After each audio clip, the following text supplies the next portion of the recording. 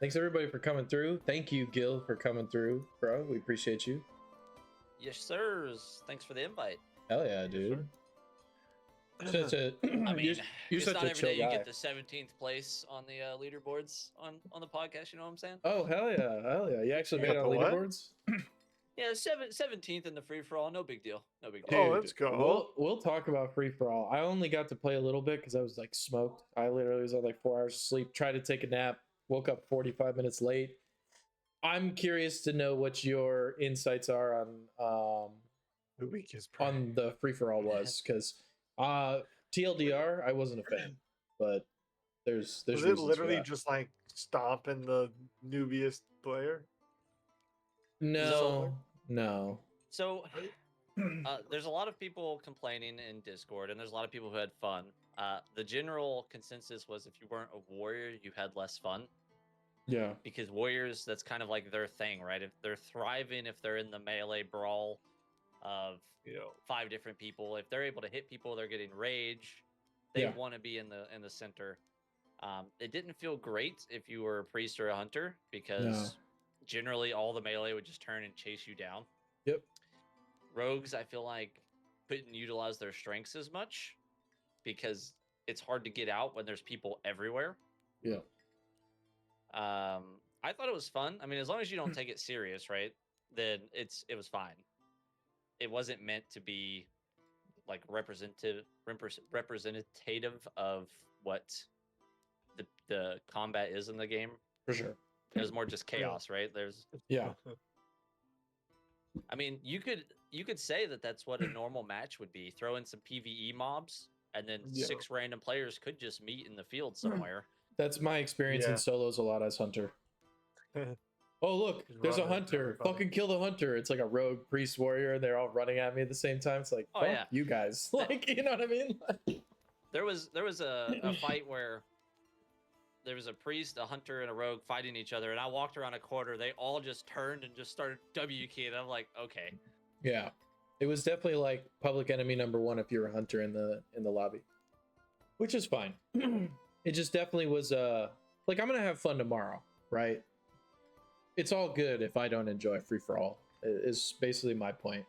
I think I jumped into Bronze's chat and I was like, it's not the best fun because it's like teaming simulator, but that's okay. Like it's meant to be chaotic as fuck. So. Oh yeah, it was like I would be in a fight and I would run away, and then I'd round a corner to heal, and then some other hunter shoots me in the head from 500 yards away. I'm like, okay, you're like, Jesus Christ. And then rogues, PD's coming out of nowhere. You're like, oh my god. Yep. Anyways, Miriam, I'm ready when you are, brother, to get started. Sorry, Gil, what were you gonna say? Oh, you're good.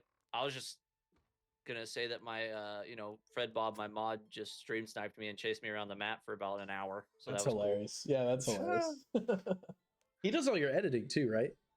He does, yeah. Hell yeah. He's doing a great fucking job, man. Oh yeah. Shout out to Fred Bob, dude. That dude does some cool shit. Yep. That's why I pay him $0. No. It's an investment in the future, bro. Gil pops off. Buy him like a pizza or something every now and then. Buff Warriors. I bought him ramen a while back. Bought him ramen? Perfect. Cat was in here with the warrior fucking propaganda. This is a like half-ass safe place for warriors. I feel for you guys sometimes, but there's certain voices in the warrior community, let's just say, that like I understand where you're coming from, but like everybody has it rough in certain matchups, so like, Anyways. All right, y'all ready? Yes, sir. Get it started. Well, welcome to Goldbrook Tavern. This is a Legacy Steel Sorcery podcast, episode number 4. You have myself, Mermex. Below me, we have that guy, Dale 3. And then to the side of me here, we have Gilchriist. This is the guest for today. Welcome, Gilchriist. Appreciate you being here, getting on the podcast with us. If you wouldn't mind, give us some background on you with your gaming history and your streaming background, brother. Yes, sir. Well, I I started streaming when I was around 20, back in the day, and it didn't work out so well because I was, living in rural Kentucky. I didn't have good internet, and my stream would just constantly drop frames and cancel. And I was a big MMO guy back then, so I primarily was streaming like Elder Scrolls Online, Skyrim, just Elder Scrolls stuff pretty much. And it was driving me nuts. So eventually I quit streaming, but I'd never quit gaming, right? I've been playing games since I was 10 years old. Well, younger, but computer games since I was 10. I started playing EverQuest. I would live and breathe EverQuest as a 10-year-old. Didn't know you couldn't play EverQuest not in first person. So I was running around in this MMO in first person for years. Thought it was the most immersive game I've ever played in my life. That's awesome. Recently just picked streaming back up January of this year. So we've been around the scene. Fred Bob was telling me, hey, Chris Kaliki's got a game coming out. We knew him from World of Warcraft scene, and we're like, hey, we'll check it out. That's where we jumped into Legacy and was blown away. Absolutely loved it. Wasn't expecting to love the game as much as we do. And we've been addicted ever since. I mean, we've been playing nonstop. Hell yeah, dude. What's some tell us a little bit about the content that you've been putting out, and maybe some plans in the future for your content with Legacy. So far with Legacy, we have focused mainly on the some guides. We've done some like big top 10 tips, like getting started. Short form format, we've been working on just like 1v1 fights. Fred Bob made a really cool intro, kind of like eye-catching, the dun dun dun dun. It brings in the two like fighters. Yeah. So that's really cool. Currently we're working on a narrative, kind of like a funny narrative thing where Gil the Rogue comes in and he's like, yeah, I'm so cool. I'm the best player at this game. And then he meets Lich Karthus in the arena and gets planted down. And he has to go through his redemption arc, swapping to Hunter and coming in to defeat the raid boss. So it's a long way out, but it's in progress right now. That sounds kind of sick, bringing bro. more like storytelling to the game versus just PvP montages.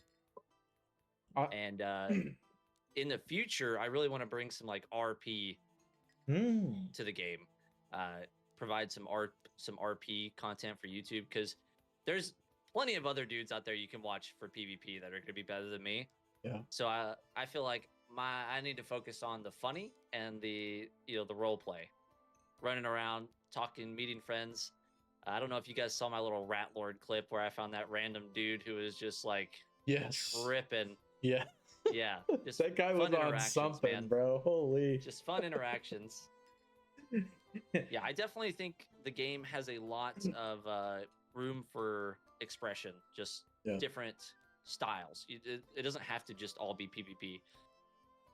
There's actually a guy in the Tarkov community who recently has started just more like funny content, and people were accusing him of botting, but then one of the big Tarkov guys replied to it and said, hey, he's doing something different, right? He's not just showing, oh, I shot this guy from 500 meters for the 100,000th time like all the other Tarkov people. He's out there making fun content in the game, even though it's not really like what's intended. That's why I always fuck with General Sam. Did you ever watch his YouTube videos? Yeah. For when he'd do the Kolpak boys and they'd all fucking rock out with the Kolpaks. He's not one of us. He doesn't have a Kolpak on. Shoot him. You know what I mean? Like, it's just like goofy ass shit. And his green screen stuff was super, super dope. So hell yeah, that would be really sick to watch. The Goldbrook announcement where they're going to bring that out as basically like a social space with dueling capabilities and bringing gear in, that's going to line up pretty nice for you in terms of the RP stuff, at least, to get maybe some things started. Plus guilds and shit like that. That'll be dope.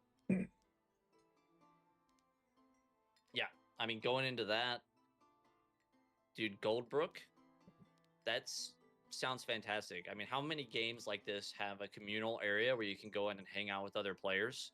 Yeah. You could duel, honestly, just having a place to chill. Because you don't always want to be in the game extracting 24/7. You could move all of the fight clubs into Goldbrook and just hang out and let the other people play the game the way it's intended. And then we get away from people being like, oh, you guys are like organized teaming. It's like, well, that's like, we're not killing players, right? Like we're not we're not gaining any advantages. Like, this is just an event to keep people stoked on the game, right? So how many people are just chilling in Orgrimmar in WoW on their tunes? Oh, They're not even that's playing the thing. game, right? Just running Everybody. laps, Yeah. running laps around the main city. That's Who that's hasn't just the done meme. that, bro? Yeah, and just talking some crazy shit in the chat, bro. Like, that's what's up. And then when you get Like- flying, you just like flex that, you know? Yeah, give me 15 dudes just hanging out in the tavern, chatting, you know, just practicing PvP, like getting better at the game, sharing their knowledge. Yeah. I mean, Oh, dude. Kava is one of the best guys about that. Like, he will come in and just like tell you word for word, like, hey, this is how you should do this. This is what you need to do. My last fight there, I was fighting a warrior, and he's just off to the side going, he's out of stam, dodge. He's gonna rampage, run away. Yeah. Just like telling me what he thinks I should do to counter the warrior. Because as a warrior player, he knows What his next what that step other guy is be. going through right now. Hell yeah. And it'd be cool to have, you know, the better PvPers kind of like teaching the younger generation in Goldbrook. Yeah. Oh, yeah. And he won the Yeah, I fight? like- Hell yeah, Cal. Yeah, and I won. Yeah. Merm shaped, bro. I know. Traitor. Yeah, I shaved my shift. He's a traitor, Yeah, bro. the wife doesn't like when the beard comes in. The So I wife is keep it fussing shaved. at me for the Abraham Lincoln beard. She wants me to shave. I have 12 days to our anniversary, you know, I'm gonna have to get a little trim. Oh, Oh, okay. Fair Oh, enough. Fair boy. enough. yeah, no, she met me whenever I had to be clean shaved, so it's unfortunate. But Well- dude, I think Goldbrook would be insane, and I think it's also going to be awesome for guilds. Yeah. If they introduce guilds and you can have guild-based lobbies in Goldbrook, have like communal lobbies that you can invite people to, but just like a guild hall Goldbrook that you can hang out in, and eventually, like way down the line, if they would let us decorate it or you know make it personalized, that would be so sick. The only thing I could think as a counter from the devs like point of view would be the server resources. Like, allocating specific server resources to that would be tough to sell to investors. It's like, well, what is this intended for the game? It's like, well, it'll probably retain players, but we can't really guarantee that because it's not the gameplay loop, right? But it would be fucking dope. That's the only thing I worry about with social spaces in games like that, because like in WoW, right, Orgrimmar is just a part of the game. It's the same server, right? It's the same, well, shard of a sub server, whatever the fuck, you know, like how the WoW servers run. But in this, it would be like that's a specific instance on a server stack that they have to pay for that slot. So it's like, what's going to be the ROI, the return on investment? Because I think we're going to talk about this later. You brought up some really cool points about monetization for the game. And I know the devs have been like very hesitant to kind of tell us their plans fully about those. But I think like responsible monetization is going to be really important for this game. And right now they have cool investors, but you know, that money can run out if they don't get that return. So we only want the game to succeed at the end of the day.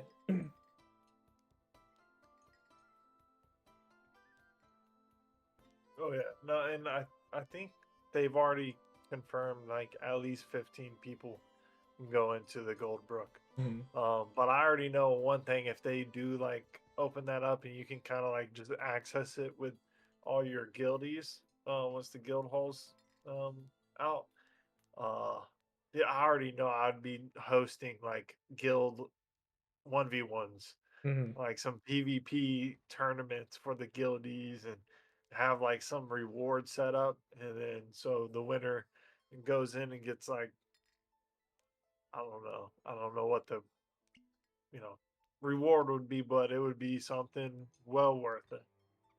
Yeah, That'd be so dope. The community aspect of it is just through the roof, right? And you know, not to skip ahead on the MTX, but you could add like, let guilds pay, I don't know, $5 a month to rent a personalized tavern. I mean, it's not essential for the game, and it's just like, hey, you guys want this, you pay the server cost for it, whatever the server cost would be, and like it's just an optional like extra thing to add.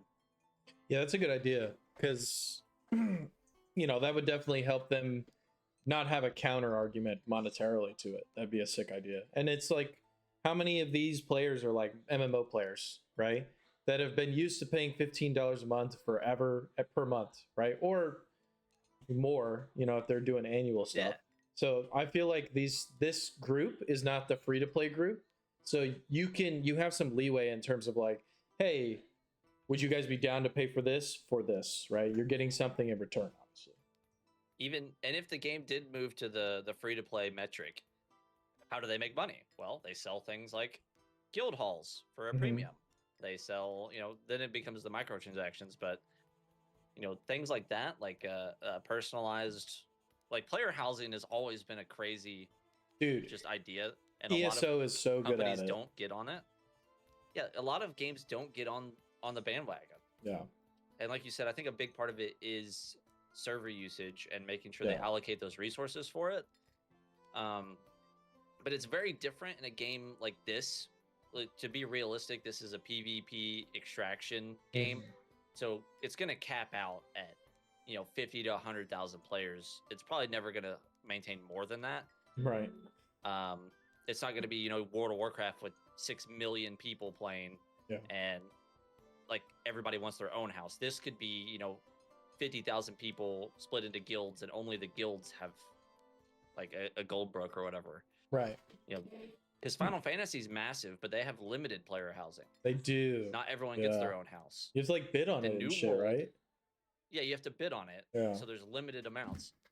And then New World had houses, and then they were like stacked on top of each other. So like you would all you could go into the same area, and the same house would just be instanced to different people. Right. I loved Elder Scrolls Online's take on housing. The guilds, or the guild stuff specifically, and your personal housing that you could do. The fact that they were like fast travel points, and you could like farm those resources to do like furnishings and shit like that was super dope about ESO. I played a Stam Nightblade up to like CP like 158, I think, but it was like all solo. Yeah. So I loved the game, but I didn't have anybody to play with, and at the time I was just like, meh, I'll play something else. But it was fucking awesome. I love ESO. What'd you play? Like, what class did you play? I played. This was 8 years ago. I had a Templar healer and a Templar tank. Hell yeah, what's up? Double Templar. I never got into it too much. You would have liked Stam Nightblade. There was a lot of stuff that's really similar to Rogue and Legacy. A lot of like teleport back to a clone, repositioning. I think I did play Stam Nightblade, though. It was really fun. Whenever I played a little bit with you there. Yeah. I don't think I ever got too far in like CP or anything, though. Okay, so with this dev talk, they did mention new maps. There are new maps.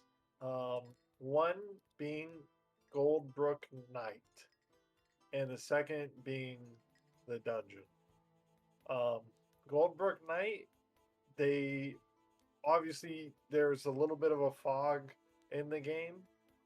They are tuning the fog to get that that fog in the night to be something even more interesting. As well as they redesigned the NPC spawns of all the mobs, and I'm pretty positive that they said there's going to be new creatures. He did hint towards that. He didn't want to say anything official, but he did hint towards there being new mob types. Yeah, and I quote, he said new creatures. So, what do y'all think about what we know so far of Goldbrook Night, which this is the first time I've seen this much information on it, and the dungeons?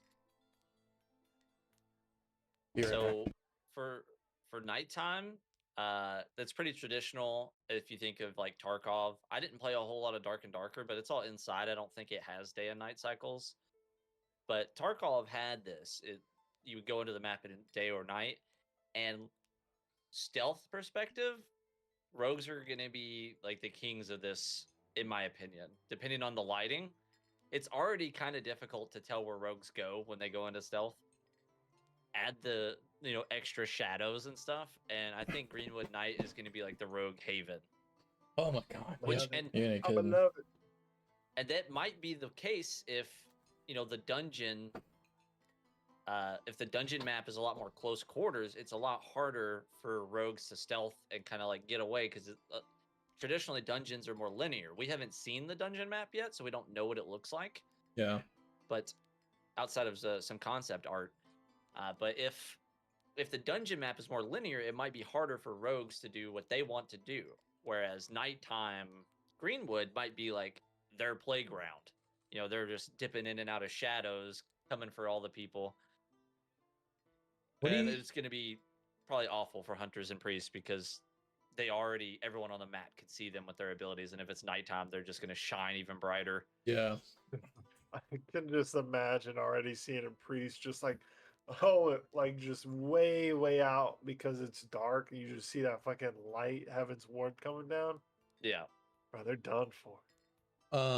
What do you guys think about that concept though? Like, I come from some like competitive FPS and some hero-based shooters like Overwatch, where there is like this concept that like a character would be like really good on a map, and then there's maps that character is not favored on. Like, I just pull a really quick example out is like you're playing like Reinhardt, right? Like there's some maps like Eichenwald where you can make it happen, or even King's Row. But if you're playing on like, I don't know, some really, really open map where it's hard to bounce from cover to cover, that character's not favored. But does that have a place in this game? Like classes not being favored. Like I mainly play Hunter, right? So if I go into the dungeon, I don't really have other classes I play. So it's like, do I just not really get to succeed in the dungeon because it's rock, paper, scissors, Hunter sucks? Like, how do we feel about that concept? I will say that when it comes to it, I don't think that there should be like a map difference like in with the classes. Like the class shouldn't suck just because of the map, considering that they are stating, and they've stated multiple times, that they are trying to have these new maps have better loot, more chance to find blues and epic materials.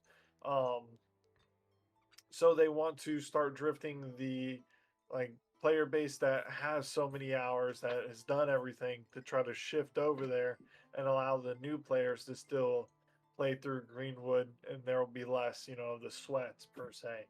They did say these new maps are going to be like more sweat related maps. Like Yeah. progression wise, you're going to get better stuff on these. So I guess that's my point, right? Is that say I mean, it's hard to say because we haven't seen it yet, but like in the dungeon on paper, Hunter Priest does sound fucking painful. Even Rogue, I mean, that sounds like a warrior, maybe wizard dominated map, right? So I feel like Rogue would be fine on. Yeah, I feel like Swiftbow Hunter might be able to make it work. You play more Swiftbow than me, Gil. So that's where it comes down to, how do you feel like they should balance? Should every weapon for every class be viable in every situation and map? No, or I don't think so. Should you be able to take the hunter and go to Greenwood and be like, oh, I'm medium bow, longbow king. Go in the swift bow, go into the dungeon. Okay, I can fight the melees now. Or even with medium bow, maybe longbow is not really viable in the dungeon, whereas it's fine in Greenwood. What about like crossbow coming in for Hunter for close quarters maps? It'd be kind of cool. Like it could be cool. I don't think they're adding a fourth weapon to anybody. I think Chris said that right now 3 weapons is where they want every class to be. They consider a class finished when it has 3 weapons, and outside that, it's just going to be redesigning abilities and adding new ones or reworking ones that aren't used. So I think they would work on the paladin before they bring in extra weapons, and maybe even a class after that. Because if they give one class another weapon, they're going to need to give all the other ones another weapon. Yeah. It's actually shocking that Rogue's made it as long as it has without its 3rd weapon, but considering their representation, I think they're strong enough that it's not as noticeable that they don't have that 3rd option. If you play Sword Rogue, right? Dagger Rogues are definitely in the kind of gutter right now. They're very niche stylistic choices. So, they can accomplish things but kind of suck. overall. I think that comes down to counterplay and how assassins work. Mm-hmm. Dagger rogues are significantly worse against the top 10% of the player count than they are against the bottom 90%. Right. The bottom 90% will scream and cry, "Oh, dagger rogue's OP, I can't fight against it." Whereas the top 10% learns what their class could do to counter it. And that's crazy. Like I still die. I'll die to dagger rogues every now and then. Like sometimes they get me, but I no longer feel like there's no counterplay. Right? If they kill me, it's usually because I made a mistake. With the caveat that paralyzing dart's awful and should be removed from the game. Oh, no. Yeah. Hey, get rid of it. Confirm the devs watch the podcast, okay? Get rid of the paralyzing dart. I told them to do no changes to rogue.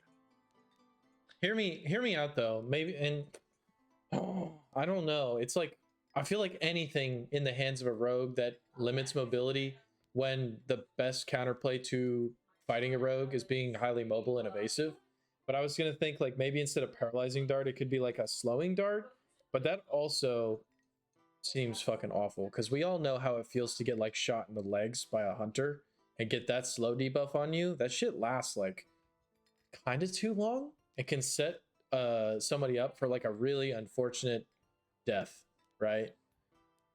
So my thoughts on it were, I can't even say how many fights where I have outplayed a rogue for 5 minutes for them to land one paralyzing dart and 100-0 me because they got up to my face and just started left clicking, which they have said that stagger on sword rogues left click is not intended. It shouldn't be that bad.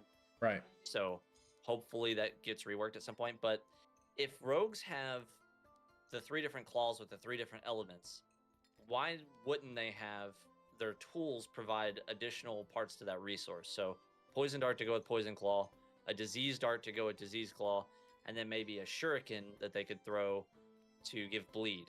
So make them the king of the ailments.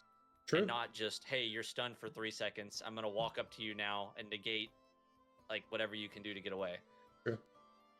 Which they did say 2 things on that in the dev talk. They did bring up in the Q&A about the 3rd weapon for rogues. They just said that it would be coming in a later patch, but probably sooner rather than later.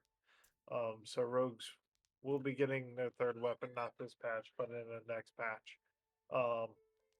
And then on top of that, they did state that they feel happy about the rogues class, but they're working on improvements for those 3 things, like the poison, the hemorrhage, and the disease.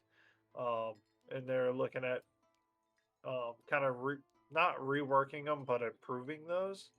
And maybe they could take something into that, like instead of paralyzing dart, possibly adding like 3 more things, kind of like how Hunter has how many different arrows? Like 6, 7 different types of arrows, right? Explosive frost, sentinel, lotus, wind. 5. 5 arrows. Fire? I said explosive. 5 arrows. Oh, yeah. Okay. 5 arrows. But to be fair, right? Like 2 of those arrows are pretty fucking unused, right? Like sentinel arrow and the lotus arrow are pretty underwhelming right now. It's really wind, explosive, and frost. You also have to think about the trade-off, right? So, for instance, rogues only have 2 darts and a bomb right now. We have 5 arrows, but you guys have an evade attack. Yeah. You can block. You can parry on sword. You can parry. Like y'all have an evade attack on swift bow. And that's just the air vault. No, dude, I'm telling you, air vaults. I get that people are like, yeah, there's iframes to air vault now. You still have to be very, very, very specific about when you air vault, because you can get hard punished for air vaulting still. Even if you press spacebar and evade at the same time, and the moment your feet come off the ground, it feels like there's a frame where you still get caught. You know what I mean? Like, I don't know if that's me personally. Air vaults can be very difficult to pull off against rogues, especially. Olog, I think it was Olog, made a big post about this not too long ago, and it was just talking about how the different classes and how many different actions every class has available to them. Yeah. And a lot of hunter stuff, especially a longbow hunter, just comes down to how long you hold left click.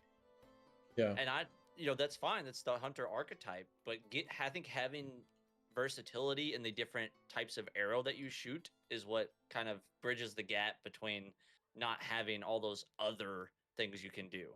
Because you fight a warrior, they can jump attack you, they can put a shield on and kind of like do that shield bash thing while they're blocking. They're throwing the spears, they're charging, they can leap. They have a lot of tools. They can the hook you, rogues have a chain lot you. of different things they can do. Priest, they still have their dashes, their sprint attack, that stuff. If you start bringing up the difference in number of tools versus the different types of arrows, then you start to negate kind of like the disparity there. There's going to be it's going to be even harder to kite, which from your perspective as a rogue player, you probably want it to be less hard to kite, but as a hunter player, you need to kite, because when you're in my face, that's when we're dead. Well, and especially when you can triple evade in my face and I can't shoot you, but you have iframes the entire time. And then you're evade attacking on that third evade. So you're sticking on me, staggering me. You know what I'm saying? Like, there's not a lot of counterplay to that. I can't shoot you mid you sprinting at me in the 40-yard dash because you're green the entire time. Right? Like, what's the counterplay? What, a trap? The only counterplay you can is literally trap, you can dash through it. You know what I mean? Like, dash through it though. Like, but I'm just saying, if you if it's activated, if I put the trap down at your feet, you evade past it, you negate the activation of the trap, my trap becomes null and void, right? Unless I'm playing on pre-placed traps that have been activated, like Rogue just says fuck you. And then when you get to me, you double evade through me, you stun me in place for free. And then you get time to just reset while I'm sitting there looking at you like fuck. Because I can't move. And you're regaining stealth. You can even go into stealth. There's gear that helps you regain stamina when you're in stealth. You see how many tools you guys have against us? Like, it does sometimes feel bad to go up against Sword Rogue. It's my hardest matchup. I will say also that's probably because you don't play Swiftbow. Yeah, it's 100% because of that. The best bow into Rogue. Yeah, I agree wholeheartedly. I think medium bow is decent if you have a little bit of space to play. But as soon as that gap is bridged, like, it gets really unfortunate. Worst thing you can do against a warrior is spamming jump to put you down. Yeah, exactly. And like that's what I'm saying about the vault kick, Kawa. The moment you press that spacebar, like, you're super vulnerable because the warrior hitboxes for their weapons are fucking ridiculous. And they just catch you. The amount of times I've been hit without being hit is so tilting. Especially that third hit on Rampage where they leap. Yeah. It hits like a massive box around them. They don't even have to land on you. They just have to land near you. Listen. Same with the charge. So many times I have rolled out of the charge to be incapacitated wherever I landed. Yep. I hate that bug. It's so fucking ass. I roll away from the wall, but I still get punished for it. Which hopefully that's just, some desync issues that they'll work on in the long run. No, probably just the hitboxes and any desyncing. Death ball evade attack to be hit even though it looks like it shouldn't. Yeah, like when they pass through you and they're still doing damage, and then they can 180 turn. Death ball evade attack, like the spammability of death ball evade attack is what makes it so ridiculous right now, I think, along with the fact that obviously it can be spammed, right? Because it covers so much ground. Like an evade attack on Rogue covers some ground with another evade, right? Like it's it's the first evade into the second evade that propels them forward with the reach of the attack. But with death ball evade attack, it's just press evade attack. And then you're just fucking swimming across the fucking ground like goddamn Michael Phelps, bro. Like, what's going on? Yeah, I got you, Kawa. So, and that's the thing. I don't know if you were here earlier when I was talking about it, but your all's like fight clubs and you're teaching each other has like increased the level of gameplay to where, like 2 weeks ago, every warrior was like, "Oh, I can't kill hunters. They're too OP. They're too OP." Yeah. Like I have that short of me versus strength check, and he's like, "I don't understand how I'm supposed to play against this." He's killed me like 4 times in a row. Yeah. Okay. 100%. He has learned how to counter the swift bow to the point that like nothing's changed. There was no nerfs or buffs either way. It's just the way that the class is played has adapted to me, sliding around them. Now they know they have the tech now. They know how to do it, and that's just like levels of gameplay. Yeah. Whereas I ran into plenty of warriors in the free for all who clearly have not learned how to fight a swiftbow hunter, and they just stand there and hold block and go, "I don't know what I'm supposed to do." Right. And they just die. Well, this goes, and this is kind of along the lines of what you were alluding to, like, and what Olag was alluding to too, with the we don't have, and I think I was talking with Steezy on stream last night about this. Our APM, right, on Hunter is the lowest in the game. We don't have tools at our disposal. So we're the most two-dimensional class. We evade, we put traps down, we put bombs down, we shoot. Right? That's literally it. Swiftbow has the wind strike and the cyclone or whatever. Like it's wind strike and what the tornado something? Tornado volley, right? No, that's the charge. Yeah. Or is it tornado volley? Regardless, they have a couple extra things, but it's still pretty two-dimensional compared to how much shit the warrior, how much tech the warrior has.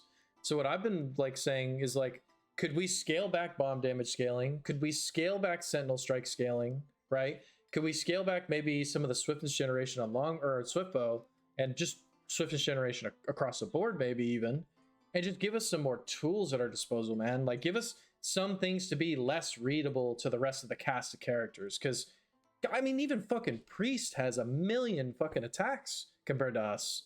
You know what I mean? Like, Sword and Shield Priest, they have a block attack, a charge, or like a sprint attack, and evade. Well, they don't really have an evade attack, I think. But they have stuns. They have all this stuff. And Hunter is just, I stand, I shoot. Right? I stand, I shoot. Right? Like, it's just like, it kind of like, we need expression so that the Rakans and the Swanifers can still dumpster people, but in an even nicer way. And then maybe some of us that are like right on that edge of like, maybe we could be good in these matchups. Maybe we have a couple extra options to outsmart our opponent when we're being read like a fucking book. Right? Like, I think that would be really good for the Hunter class. And then if we scale back all the bullshit stuff, people will stop crying about Hunter. So how many times do people say, bomb damage radius is gross, the bomb damage is gross, the sentinel strike damage is gross? Like, there's a lot of complaints about the damage scaling on Hunter, which I get, but what the fuck else are we gonna do? We're literally a just straight up DPS class. You know what I mean? We have no real anything else going on. And but to further that point, is there are resistances in the game. So if you are having issues with Hunter, don't slot physical resistance gems. Slot fire resist if bombs are your problem. Slot nature resist if that's your problem. Yeah. I shot Kawa or strength check, one of the two, with the arrow or with the sentinel strike the other day, and it did 120 damage. Okay? That's one left click from a warrior. Less than one left click, right? Yeah. And that's dumping all the swiftness, aiming it, all that. It's if you counter what you're having issues with what you build, it changes it significantly. Even just slotting one of each type of gem, like Shadow, I would say is very niche and not really that important because Shadow ticks aren't that hard. But like one nature gem, one fire gem, and one fucking holy gem in a purple set gives you a lot of beef compared to just running physical damage, which is the biggest resistance we get for free, right? Like just in general.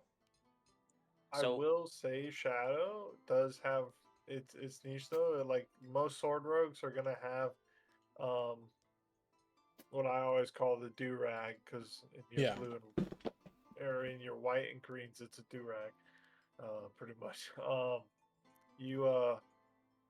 Your clone does shadow damage, and with a blade rush, that shadow clone does about an additional 232 or like around 230 damage. And like how it is with if it's in stealth, there's no cooldown on it if used. So you could get off if you did a smoke bomb, got 4 off from stealth, I mean, it's It's almost probably 1,000 around damage. 900 to 1,000 damage. Yeah. Yeah. But That also And then if you had depends, that buff. what class you're fighting, I guess. Mhm. I mean, as a hunter, your Q is not what I'm afraid of. It's your left clicks. yeah. Yeah. Like, if I die to a rogue, 99 times out of 100, it's because I have ran out of stamina trying to get away from you Yep. before you run out of stamina trying to get to me. Because I have to dodge 2 PDs, right? There's 2 rolls. I have to dodge a dart because I don't know if it's a paralyzing dart that's just going to take my agency away from the game. So that's 3 rolls, right? And Hunter only has 4 rolls until they're stamped. And the 4th roll is not like you can roll and then you still have stamina. Even with double stam rings, you're stammed out at the 4th roll. So there's no counterplay. You know what I mean? Or there's very little. I have decided that usually when I die, it's not because I run out of health, it's because I run out of stamina. So I've actually like just went full stam. I mean, I'm running like double stam food, double stam rings. Yeah. Because if I run out of stamina, I'm dead. There is nothing I can do. Like, I put a trap down. Cool. I guess you'll just dodge through it and kill me anyways. If a rogue runs out of stamina, what's he doing? Holding block, dropping a smoke bomb, kind of like disappearing into the wind, turning into a clone and walking away, bouncing around his visage to get away. What's a warrior do? He's charging that direction. He's rampaging in my face while he's out of stamina. You know, they have all these tools where we run out of stamina. We sit here. We're dead. Priest, you killed me. Shield, heal, stun at their feet. Like, right? Like, yeah, I feel you. So like my purple set today, I kind of off tangent, but I wore 1 holy, 1 nature, 1 fire, and then a 15 wound resist gem, which actually, if you are sleeping on wound resist, it's insane. I only used 2 bandages in 3 hours. Nice. With just 15 wound resist. It's kind of nuts. Especially if you compare that with health elixirs, right? Like, you're just full health all the time. That's and not why I having like to apple pie. Yeah. Give a little bit of health and that 15% wound resist. Pretty Yeah, nice. 80 health and 15 wound resist. Yeah, Pair that with like an ogre tallow and I either wish like a royal butter or I wish seasoned hunters bull didn't get damaged by their own bombs, and that way they could cook them. The problem is that, like, if we lean more into like the damage that bombs do, I personally feel like we take away from the hunter class what hunter's supposed to be about. The most skill shots in the game, right? Like, that is what hunter is. Like, if you want to be a good hunter, you have to hit your shots. And bombs and bomb spam and sentinel strike spam, it takes that kind of class identity away. Like, one of the biggest ways to counter PD, right, is to bomb behind you, put a bomb at your feet. You're gonna take damage, but it's gonna push you away, and it's gonna push the rogue away, and that's a trade-off, right? Like, I'm not gonna get backstabbed, but I'm gonna take a little bit of damage and a little bit of burn, right? So it's like fair counterplay, because it's like, if we could just not take any damage from bombs, oh, dude, we could literally just spam 3 bombs at our feet, put a trap down. If a warrior runs on us, like, he's taken with fire builds like 4, 8, 1200 possible damage, like, instantly. Like, that's a lot. That's too much for free if we're not taking that damage too. You feel me? Like, that's not good counterplay. We have to take the damage too. Otherwise, there's just melee classes would never be able to get to us because we could just post up somewhere with bombs and then they would get blown up whenever they get to us. We have literally like blown up full blue kits with just bombs before. I was playing Hunter with Merm. He was playing Rogue, and then we were playing with someone else. I think they were on Priest or Warrior. And this Priest in full blues like came charging under a freaking like a bridge, ran into one of my bombs and just popped. You know what I mean? Like, that's not I'm good at the game. That's just bomb damage just killed that person. They had no agency, right? They didn't see that the bombs were under the fucking water, right? Like, how are you gonna see that? So he got baited. He did get baited pretty hard, but it was pretty, and we were in junk, which made it funnier, but like still kind of feels bad moment. When we're talking about 2-dimensional gameplay and having additional tools to be able to do stuff, it's not so much like the tools we have now doing things, but reworking some of the other tools we have, or Yeah. giving us extra stuff that not necessarily game breaking, but makes us have more decisions in the moment. Because right now, you either play Sentinel Strike and you are a damage focused blaster, or you play Cyclone and you can kind of kite around and smack with your left click. Sentinel Call is kind of a meme at the moment because the bird doesn't do enough. Unless you're DK Dave and he disrespects you all the time. Yeah, unless you're Dave. Yeah. But think like, so the longbows get in the reworked queue. Okay, that's beautiful. It's we'll talk about that in a minute. But like Dale here had mentioned before, like what if we had a pole vault when we play longbow that just lets us, use a button press to get some more distance?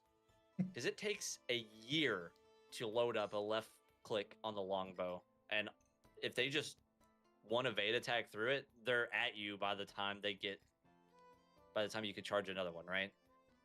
And your quarter draw isn't staggering either, right? Like your light draw on longbow is just the lightest stagger in the game. It's like I hit you with a napkin.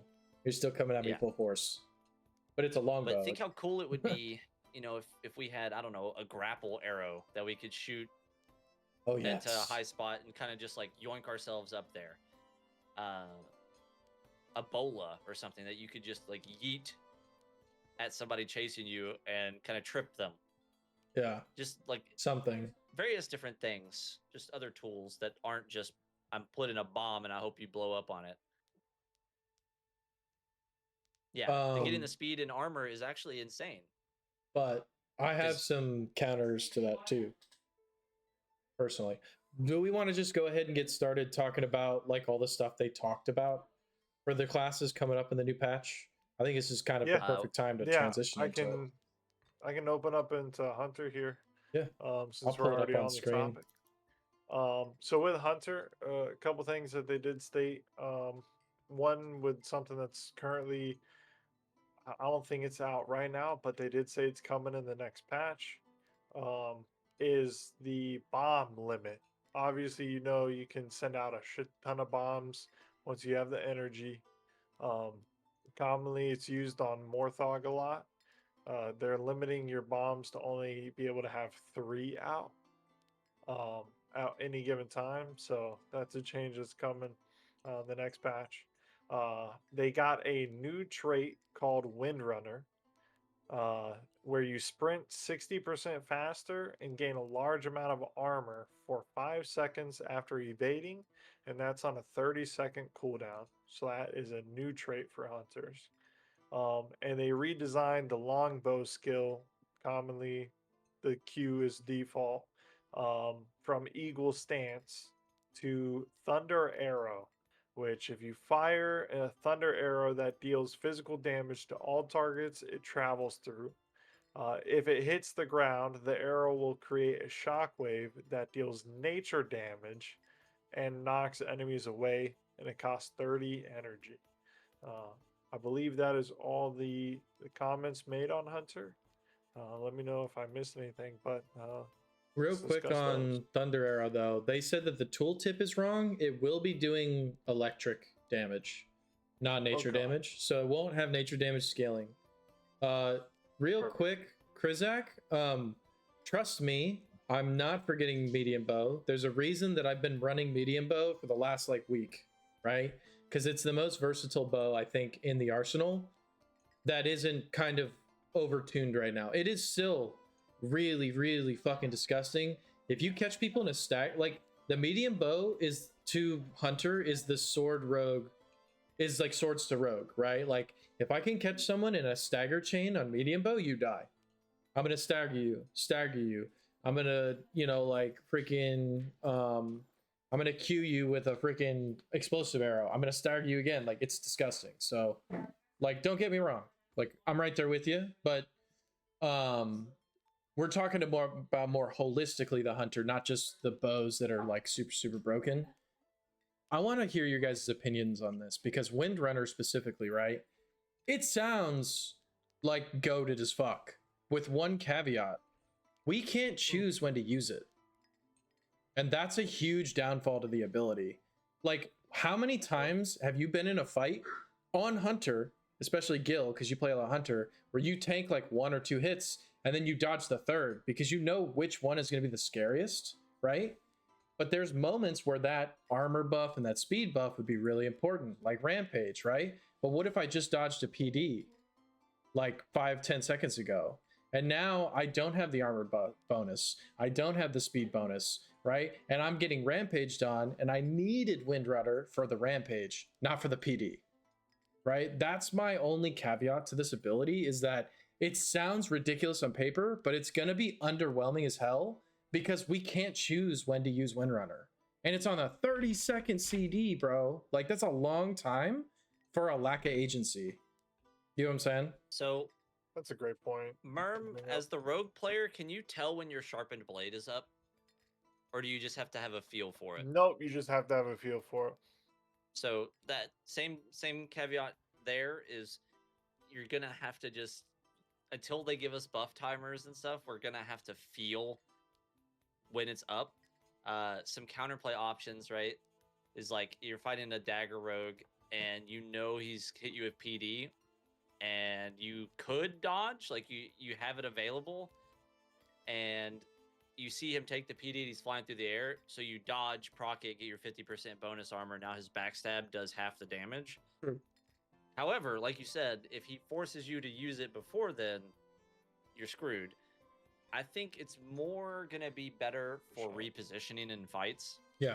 So, for instance, you see enemies coming and they haven't touched you yet. You pop a roll and just sprint away real quick to find better position. Maybe Hunter's up on high ground. He takes a pot shot at you, misses, or even if he hits you, you could roll and then take off. Yeah. It's awkward that you have to put your weapons up after getting hit. So you're going to like sprint really quick, put your weapons up though, or you're sprinting really quick and you're losing stamina from running. So it's kind of awkward there. I do agree with you. Not being, it sounds way stronger than it is because you can't choose when you get to use it. Right. And if you do choose, you're giving up a lot of your agency on your rolls. There's no mid-game control or mid-fight control, I think is what I'm basically arguing, right? It's like, yeah, if it's a 1v1 fight, but this game isn't balanced around 1v1s. This game is balanced around 3v3s. And in the 3v3, it's the moments when the warrior catches up to you, is about to ground pound you into the fucking dirt. And I need Windrunner in that instance, and I'm probably not going to have it because I've dodged pre-stuns, PDs, fucking longbow shots, explosive arrows, right? Like, I've already procced that shit fucking 30 seconds or 20 seconds ago, right? Like, that's my concern. And when everyone was like, oh, fucking Winter's getting all these, like, nerd or buffs, it's like, yes, but, right? Yes, but. Fucking the Thunder Arrow sounds awesome. I'm super down for that. But Windrunner is not going to be as goated as you guys think it is. I'm just saying it right now. And if I'm more than happy to be fucking proven wrong, but I just do not think it's going to be as good as it looks like on paper. Yeah, exactly like Wind Arrow, Warhound. Like, you shoot it and you spend half the time putting your weapon up. Yeah. It's almost not worth shooting half the time. I've tried to sprint on a through. Short bow, it doesn't go as far. Dude, I've tried to sprint through Wind Arrow Tunnel with my weapon out, and it doesn't give you the buff. Like, it bugs half the time. So it's like, it feels bad. Better for team play, right? Because you can shoot it for your allies to go faster. But think about the longbow here. How often do you see a longbow in solos? Almost never. Basically never. The best Unless players in the game. You might see Rakan and Rakan running around. Rakan, Miwi. I don't even think Swanifer runs longbow in solos. If there's 2 people playing longbow hunter, then it's not in a good spot. Right. You have to have incredible aim and game awareness to be able to use it. Yeah, and Arrow's like, he was a top 50 Hawkeye player in Marvel Rivals. Like, you can't take the top 0.1% and say that a weapon's good just because they're, popular in the community. That it's not good in solos. Trios, it's fine because you have teammates that can peel for you. But in solos, either you're just flying away on your Cyclone 24/7, yeah, or you're dead. Yep. Thunder Arrow just gives you an extra tool to be able to say, hey, somebody's on top of me, I can push them back. We don't know the cooldown on it. We don't know any of that. It's a trade-off. We're not using a trap or a bomb because we're using this. It's hard to say because we don't know values. We don't know how far it pushes. We don't know how much damage it does. We don't know how long of a cooldown it has. In principle, though, it sounds great. It's just an extra tool to be used.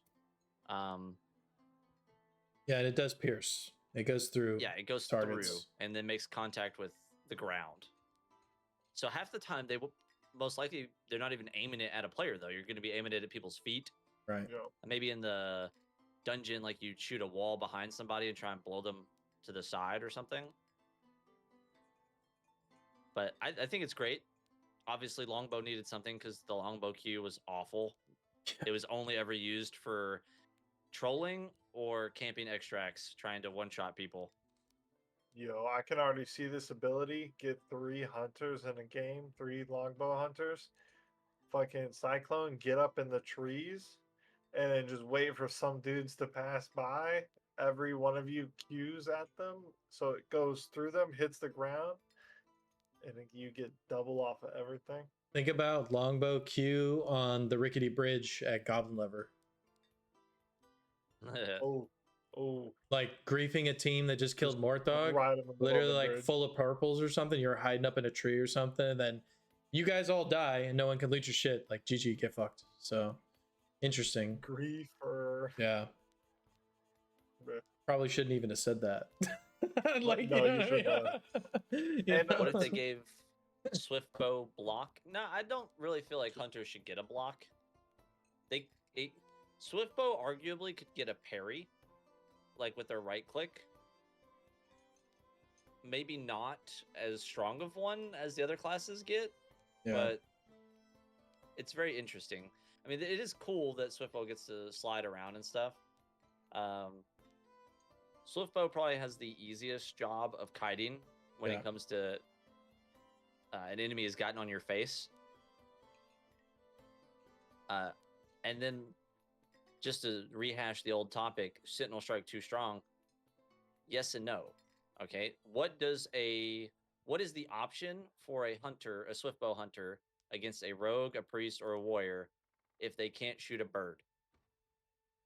Their left clicks can't go through block. They don't take block charges. So I either have to sit there and shoot 40 traps or 40 seed bombs to go through your block charges, or you could stand there indefinitely with block and I could never hit you.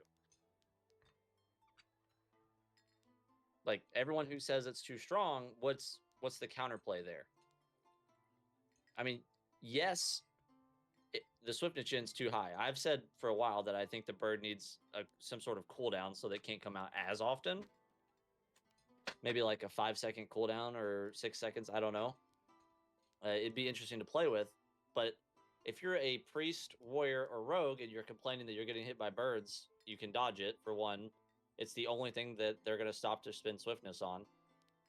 And you don't take any other damage if you block everything else we do. Right. With the exception of if you don't, manage your block resource well, and you do enough block damage to you, then it's a free stun. But like you misplayed. No, Swiftbow doesn't do any block damage. Well, on Swiftbow, right? But I'm saying like on medium or long, like if you're sitting there holding block against them, you have to manage that resource. But yeah, on Swiftbow, it fucking sucks. That's why I've said, without Sentinel Strike and the fucking Tornado Volleys, like regular left click attacks, like Priest is a pretty decent counter. Warrior's a pretty decent counter into these Swiftbow hunters because you can't do anything. You know what I mean? You're literally like taken away from the game. And I don't play a lot of medium and longbow, so I'm not sure how often the birds can come out when you're playing that. With those two?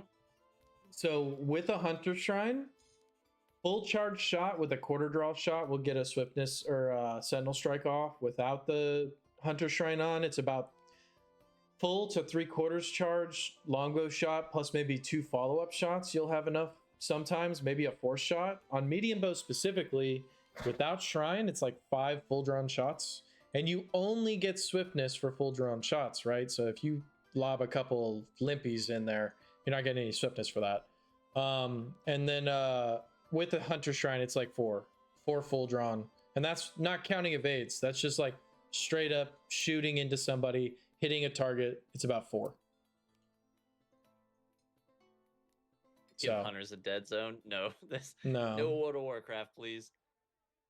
yeah, no, that doesn't have a place in this game. There should be like there should be that balance, right? If someone gets into your range as hunter, you should be in trouble. But we should have some tools to counteract it. It shouldn't just be, oh, I'm in touching distance of you, you die now. And that's how I feel like it is a lot of the times with any matchup into hunter. With the exception of goofy priests, like the staff priests, I laugh. When a staff priest is fucking in my face, I'm hopping over their fucking little like silly beams like I'm playing hopscotch and shooting you in the face. Right? Like I love it. I'm like, yeah, throw those fucking weird ass fucking little golden waves at me, dog. I'm about to dunk on you. You know what I mean? Anyways. Oh, no. Music change. I mean, I like the hunter changes. Yeah. We'll have to see to though. be in the right direction. Yeah. We'll just have to see. Obviously, I mean, I do think your point on the new trait is, yeah, it looks good on paper, but in reality, not being able to, like, it's just anytime you evade, right? So, like, if you were just fighting fucking like one of the enchanted armors, Mm-hmm. and you know, were dodging his attacks, that happened.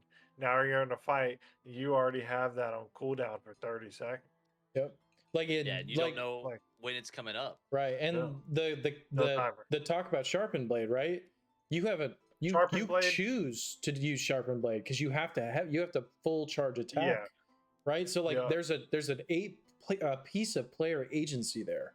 But you don't have that option because you are constantly fucking rolling, right? A double tap evade should activate it. I don't know, man.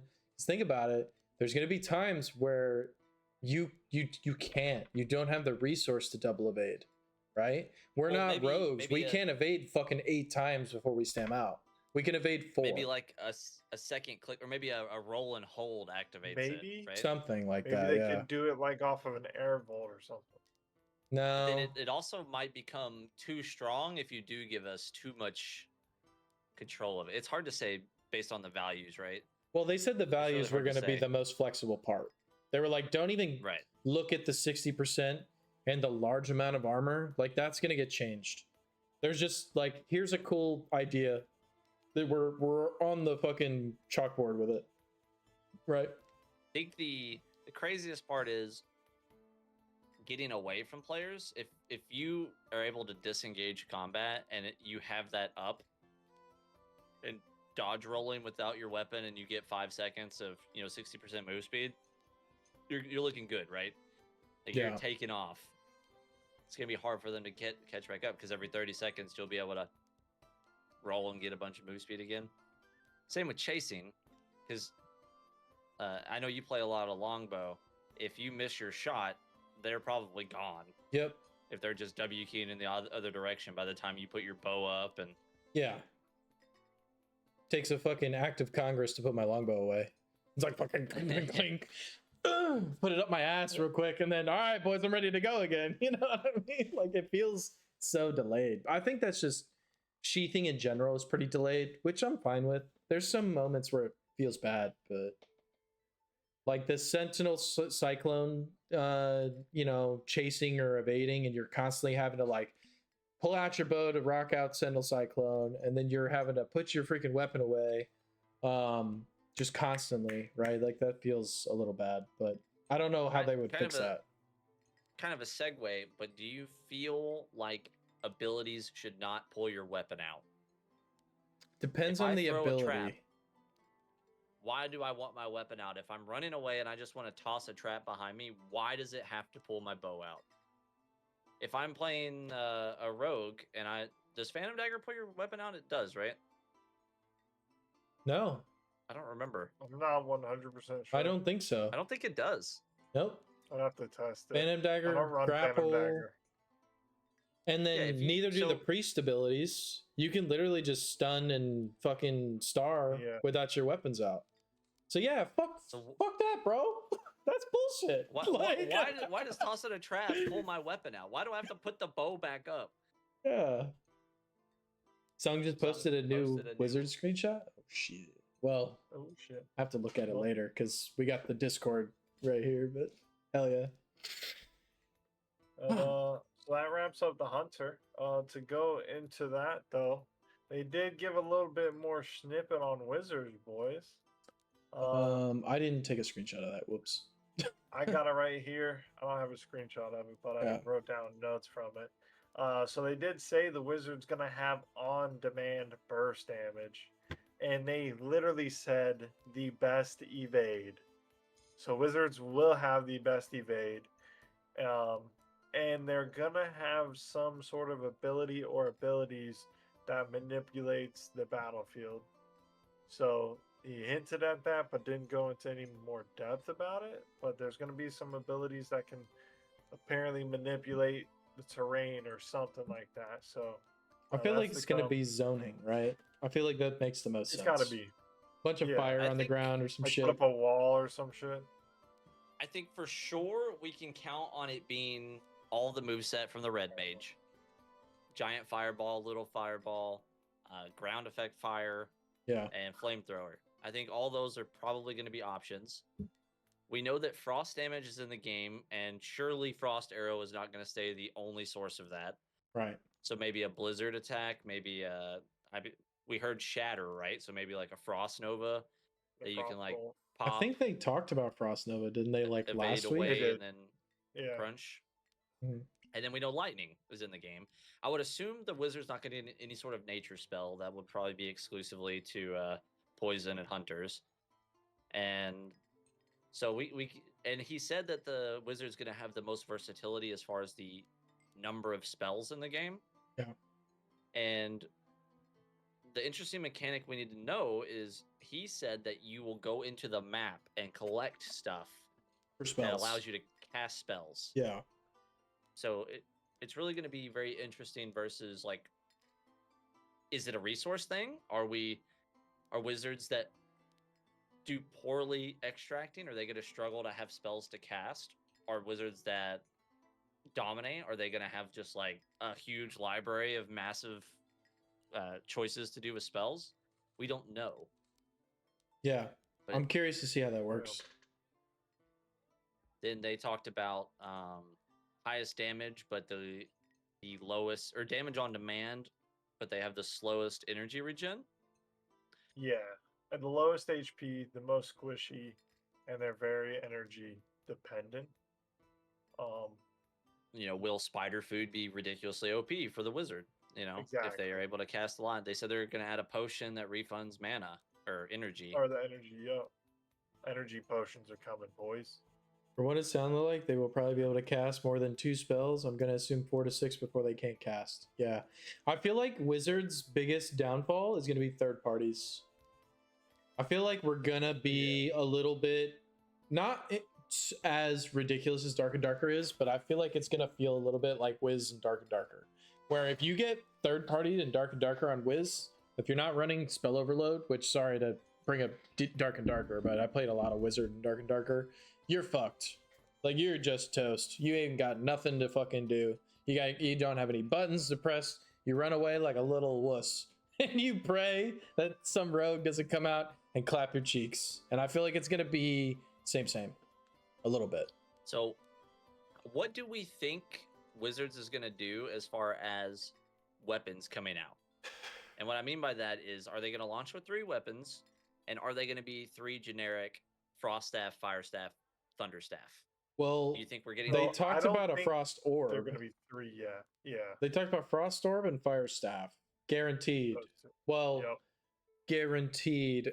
As much as anything in early access is guaranteed, everything's subject to change. I always hear the fucking Shadowfrax talking about Rust when I hear that. But I don't know if anybody plays Rust, but so those 2 weapons are like been spoken about, but I don't know about lightning. They haven't said a word about it. The first lightning thing has been this hunter new right? Yeah. So But we have the maybe lightning resist gems and stuff. Exactly. what if it's a single cast tome, like a class resource? So you find a tome of lightning strike, and you literally use it as like a class tool that's in your belt, like your sash of knowledge or some shit like that, and you just go lightning fucking bolt, and then it's a single use kind of spell. Maybe that's what they're talking about with wizards finding spells in the world. Like it'll fit into like that class priest spell. cards. Priest cards, So but you find them in game, right?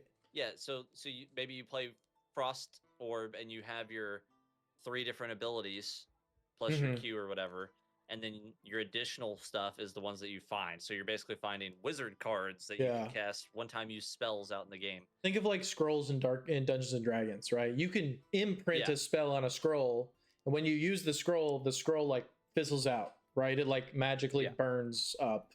So maybe, but are we gonna get magic missile? I don't know, man. They haven't talked about any arcane spells at all. Are we gonna get spell left click on the scepter is already basically magic missile? It's magic missile, yeah. With ramping damage, by the way. But do you think they're gonna have any spell casting, like short spell casts for some of these? I think there will be cast times. Short, but I think there will be. If not, like, can you imagine insta cast wizard on every spell? That's what you jump me and I just insta cast shit at my feet. Like, good fucking luck, warriors. You're about to get toasted. You know what I mean? Like, that's a little insane. Like, there's gotta be some kind of like balance to that, like some trade-off, right? Like 1.5, 2 second cast. Nova Cock combo. Well, there's always been instacast spells, but not all of them are instacast, right? Like Blizzard and WoW is a channeling spell, right? Like, but it's a pretty powerful kiting, like anti-kiting. Well, what the fuck would I? CC, crowd control spell, right? Because you could slow the fuck out of people, but you have to stand still and channel to use it, right? But Frost Nova is like one of your main tools, like Frost Nova and fucking I can't think of the name of the fucking spell. Ice block, right? Like those are your ice block? Those are your like instacast, like oh shit spells, right? Like, oh, someone's jumping on me, jump away, Frost Nova, right? Oh, someone's jumping on me again, ice block, right? Like probably a combo, maybe. What do you guys think? What Pirate didn't use, bro? Oh no! No, that's crazy. Look at my mana. What do you want me to do? Yeah. Yo, dude. No, that's crazy. Dude. See, that's what I'm going to be saying on Wizard all the time. Look at my energy. What am I going to do? A lot of traditional mages as well have mana shields, right? Yeah. Would that be an ability that could be you would like? Like, put a shield up, but it consumes your energy when you get hit? Make it a fucking trait. Do we want another version of Priest Bubble in the game? Yes, because Wizard's gonna be the main. Like I'm literally asking, right? Priest Bubble is just a extra shield, right? Whereas a Wizard Bubble, you're actively taking their resource away as you're hitting them, right? Because if it takes their energy, how do they cast spells back at you? It could be a trade-off where they're running away. Maybe they put up their mana shield, and they can't really cast spells back at you because they're focused on retreating or repositioning. Well, they already talked about their evade as being like an invis invade. So I feel like that's like the worst case scenario for a wizard, right? Like that's when their back's completely against the wall when they actually are having to think about something to that nature. So I feel like they're just going to make the wizard very slippery and not worry about mitigation sources because of the whole invis reposition shit, right? Because they could have went, like you're saying, with like arcane shields, spell shields. They could have went with short range blinks and things like this, right? But they decided to go with this like invis kind of idea, which cool, that's interesting. Like invis has been a wizard tool in many different thematic versions of wizard across the board, but it's typically a high level spell casted very rarely because it's like it usually costs like a high level spell slot to cast in Dungeons and Dragons, right? The moment you take an action, you're out of invis. Like, so I'm just curious to see what they do. It's so hard to speak on it because we just don't know, Yeah, I'm pretty sure the evade's gonna be a blink. Like, it's gonna be a short blink, and if you do the long evade or the double evade, it'll be 2 short blinks that the second one you go invis on, right? I mean, they literally put in their slideshow on the dev talk, they just put best evade. Yeah. What more, how much better can an evade be other than a blink? Misty Step for Yeah, like it 60 almost meters has on to a be. long cooldown. Yeah. I don't know. Have you played? If either of you have played Enshrouded, Yeah. there's a blink. There's Mhm. the dodge blink in that game, and Fucking that's what love comes it. to mind is that Yeah. short range little. Doop. I Yep. played like a melee spellcaster in that game. It was really fun. So, yeah. We'll have to see. Like I said, I'm super excited for Wizard, but it's hard because we just don't know. Yeah. Yeah, I mean, I was happy to hear some more about the Wizard, though. Yeah. That was nice. They keep Second teasing wave us, just bro. takes you to the extract. You're out, boys. Yeah. Another good talk on the dev talk was Rogues, as there wasn't much to talk about. Devs feel that they're happy about the class. They are working on some improvements, as I said earlier, about like the poison, the hemorrhage, disease, like those abilities to like improve those, and maybe do a little bit more with them. Um, and they were thinking about adding some like changes for rogue specifics to like loot faster. So that might be like a new trait that they're gonna add in or something like that, where you can now loot faster on a rogue. They should honestly replace changes. pickpocketing with that. Yeah. Pickpocketing just doesn't really have enough use in a game like this. Hey, no, I pull if you're some close blue. enough, yeah, if you're close enough to pickpocket somebody, you're probably just stabbing them at that point. You're not wrong. Well, the only I time only do it during our pickpocketing duels. happens is like during Fight Club, right? You're like memeing your Right. friends. Like, it's so hard to actually pull off. Take Dave's blue swift bow. Yoink! Mine now 1v1. Not only take the swift bow, but apparently when you pickpocket it, it literally destroys the gem smile. It did. It did. Rip. I felt bad. So definitely keep that in mind, guys. If you're playing pickpocket rogue, if you're taking your buddy's badass fucking bis out of their fucking backpacks, you're destroying the gems. So, little unknown But fact. I liked to see no changes. As in the past podcast, I said rogues just don't need to change right now. So I'm happy about that. Rogue definitely feels, even though Rogue only has 2 weapons, it feels like such a complete class. Like it has so many tools and so much stuff that it can do that it feels very complete. With the caveat of, Rabid here was talking about, or Krizak said, warriors kind of counter them a lot, which is true to an extent. I feel like if you play the kiting gameplay, rogues can be very annoying against warriors.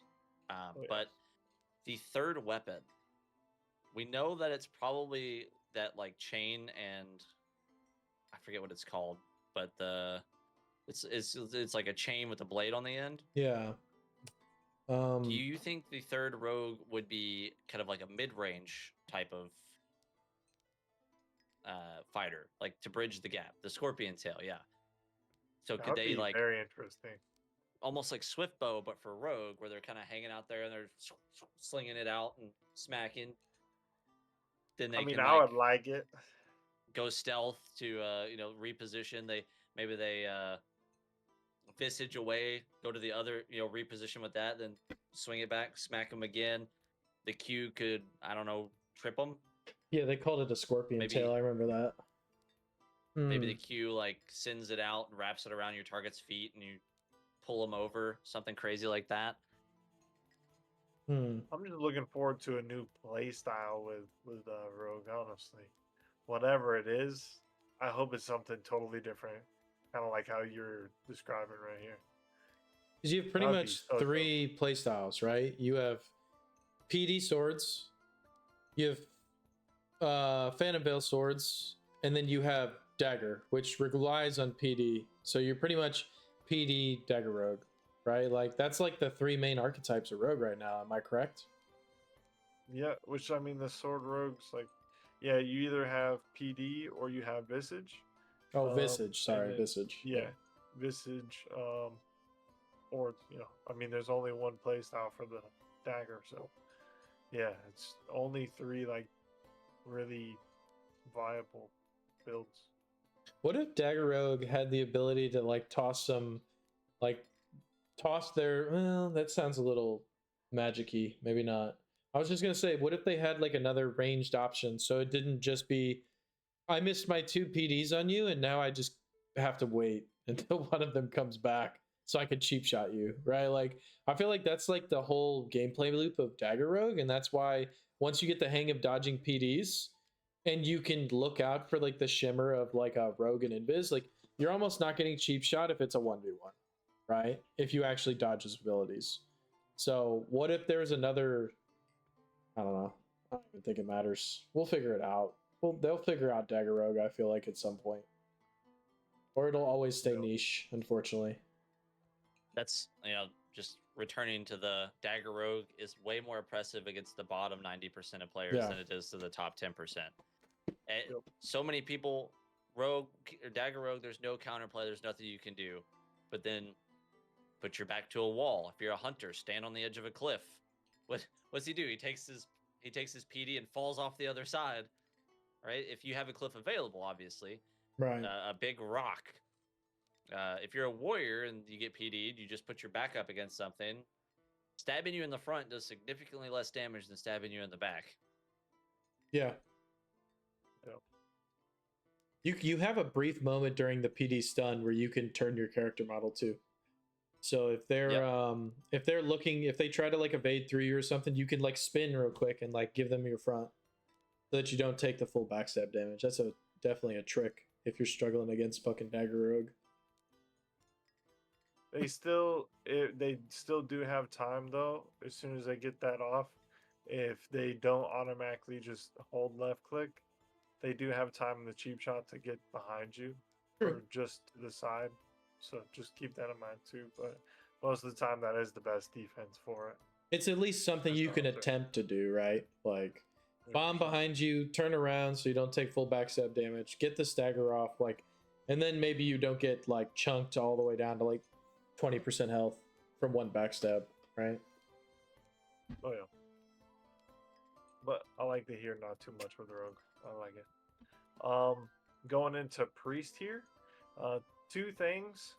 One huge one in my opinion is they're adding a prayer card called Mending, just like the other ones. It's a 1x2.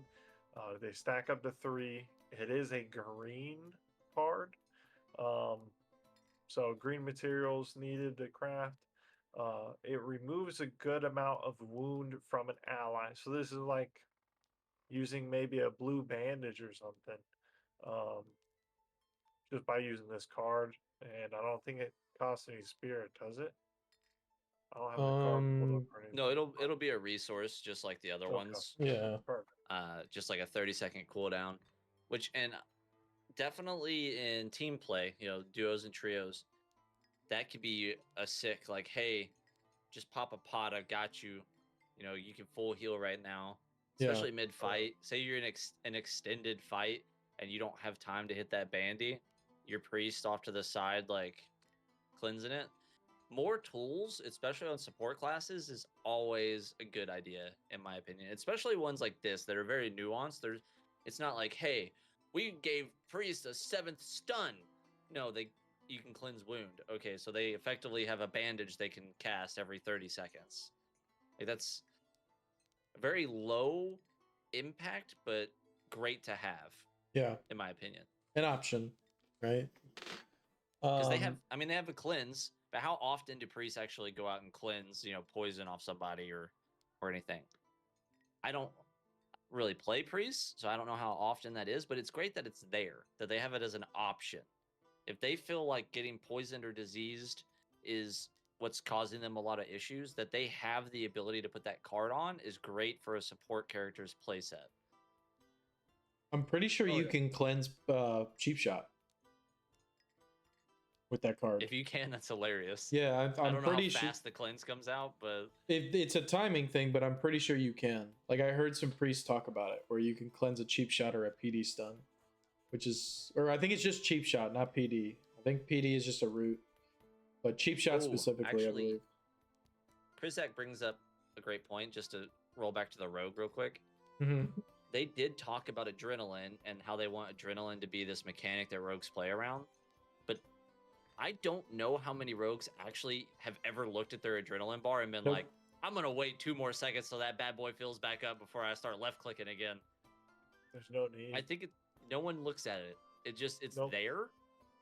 And in retrospect, you can look at it in like a VOD and be like, oh, I did so much more damage because I had adrenaline. But yeah, I don't think anyone actually plays around it. Not that I know of. I couldn't even tell you what it does.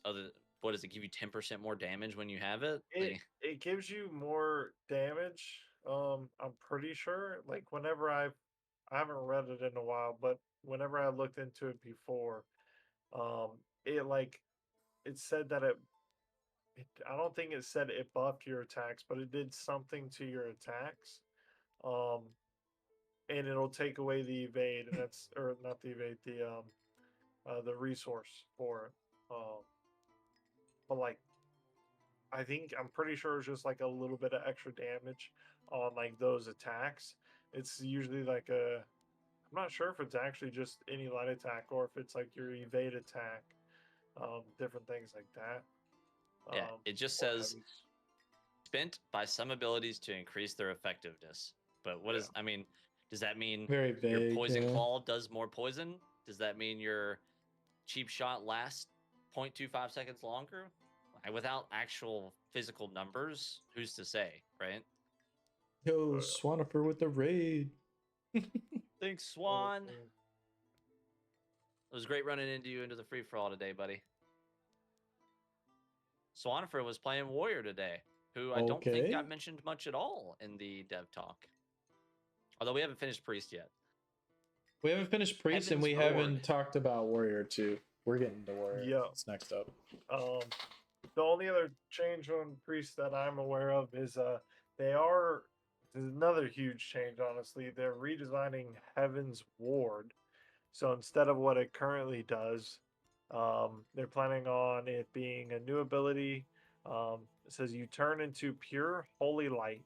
You become immune to all damage and effects and increase your movement speed by a great amount.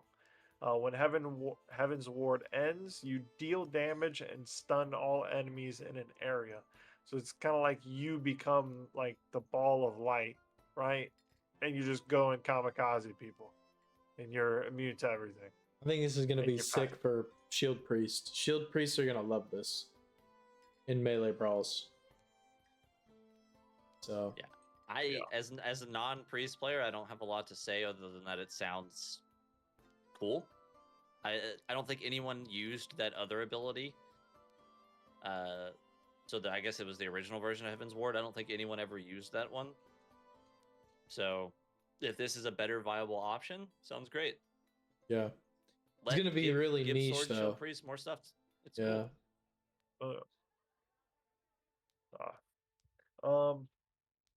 All right, we got the last one here, Warrior. So there's 2 changes with Warrior. One being your Iron Tether. They're giving you an alternate ability to Iron Grip.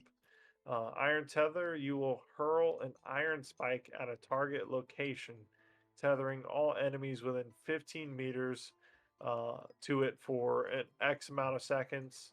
For each enemy tethered, you gain a small amount of rage per second. So this is like you're throwing a javelin at someone, or just at a location. You throw it in the ground. It tethers everyone within a decent bit of range. I'm not sure for how many seconds yet, but just think if you catch a whole team of 3 in there, you're going to gain rage per second for each of them. Never mind the fact that you just press the notorious button, right? Just jump in the middle of them and you just press Rampage and they just fucking die. You know what I mean? Like, and you just have more upscaling on rage. It's kind of crazy. If I can see like niche examples of this being just like a pub stomp ability if used in like a really crazy melee skirmish with a bunch of people stacked on top of each other. Yeah. So it takes away one of the warriors' like scariest abilities when you're trying to like maintain distance, Mm-hmm. because they can't grip you. They still have to get to you if they throw this, which depending on charge and warpath and heroically, maybe it's not so hard to get to you. But if they take Iron Tether, then that makes vertical distance a lot better for priests and hunters, right? They won't be able to yoink you off of it. Then their only option is to throw a spear at you and figure out how to climb up there. It doesn't matter if they hook you to the ground if you're 20 feet above them, right? So it's a nice trade-off, at least, between them being able to pull you off of your high ground and them kind of dominating the ground, which is kind of where warriors excel in the first place. If I had to guess, though, this ability was made with the dungeon map and design in mind, because the chain pull is just not going to be good around corridors and shit. And the fact that you have to just sit there and like kind of swing this fucking thing menacingly, like I think they were like, what are we going to give warriors so they can get on top of people? Something throwable like a spear, so that they have like an alternate option. Because they probably were. This is me just pure speculation. They were probably testing warrior in the dungeon, and they were like, it's so hard to fucking get on top of people because there's fucking turns all over the place, right? I can't just charge at a straight line at you if you're around a corner. So I need some way to get to you, or to keep you in a spot so that I can get to you, right? Like that's what I personally think. It also, the distance will be a determining factor of how far you can throw it. Yeah. Because I know right now chasing on a warrior is how many horns are you willing to spend to keep charging towards whoever the person is holding W key the opposite direction. Right. Is this something that goes as far as like a longbow shot? Can you yeet this a mile away and like Kobe it onto somebody across the map and then maybe catch up to them because they can't move away from it for a few seconds? If it's a really short range tether, then it may not be so great. Yeah. If they're close enough for you to tether them and it only is a 15-yard range, then you're already probably too close to the warrior in the first place. Right. I have a feeling the range will be pretty decent on it. For rogue players, will they be able to take their clone / visage to get out of it, right? Probably. I would imagine they can, which would be, just another level of counterplay there. It would be kind of lame if you were tethered and you went to your visage and the tether came with you. That'd be kind of funny. Visage for the rest of your team. You just hear another like chink, like somewhere like 20 feet away, and you're like, oh, I know where the rogue is. I think the biggest one is Warpath and how that's gonna work. Yeah. So with Warpath, this is the alternate charge. You become unstoppable, and your movement speed is increased. The first attack you deal during Warpath will end the effect, and its damage is increased. I mean, tell me they didn't create these abilities with the dungeon in mind, bro. Like, charge is like a choo-choo train that doesn't have turns, right? Like, you can turn a corner with additional move speed and unstoppable now. You can make 90-degree turns now, right? Like, I feel like this was literally the reason that it's coming out for season 1 is they stress tested warrior wanted to be strong at close quarters, but noticed some pitfalls, and that's why we have these two abilities. This is another ability that we need to know the specifics before we know if it's too strong or too weak, right? For sure. How long do you get to move? How much is the movement speed increase? If they get 5 seconds of increased move speed, it's fine. It's probably not a crazy overpowered ability. But if they turn it on and they just get to use it until they attack, then obviously that's going to be busted. Yep. It's very dependent on what the rage cost is versus how long and how fast they get to go. Yeah, exactly. My point was going to be the same thing with it. Like, is it just going to be where it's just like a buff that's on no matter what until you use it? So, like, as soon as you go into a game, you whack on the first mob you see, get 30 rage, hit Warpath, and now you got a buff and just start looking for PvP. And you just are running. like you say. Please fucking no. Please no. Yeah. Don't let it be that. That's And terrible. we know that unstoppable isn't actually unstoppable. It's more like unstaggerable. Yeah. So if, for instance, a hunter trap, if they're running with Warpath, will they be slowed when they're running through it? Because traditionally they would be, because unstoppable just means you can't be staggered. So the stagger from the trap wouldn't hit, but maybe shock beetle or bear trap would, stop them in their place. Bear traps are gonna go hard, I think, in dungeon. I would assume it's going to stop, the stagger off the medium bow and the long bow from knocking them back when they're running at you. What else is there? But maybe like this is where the longbow Q would help a lot too, because you could maybe displace them away. I don't know if they're going to consider displacement a stagger effect or not. It's hard to say. I think the only other pre-stun will be able to yoink them out of it.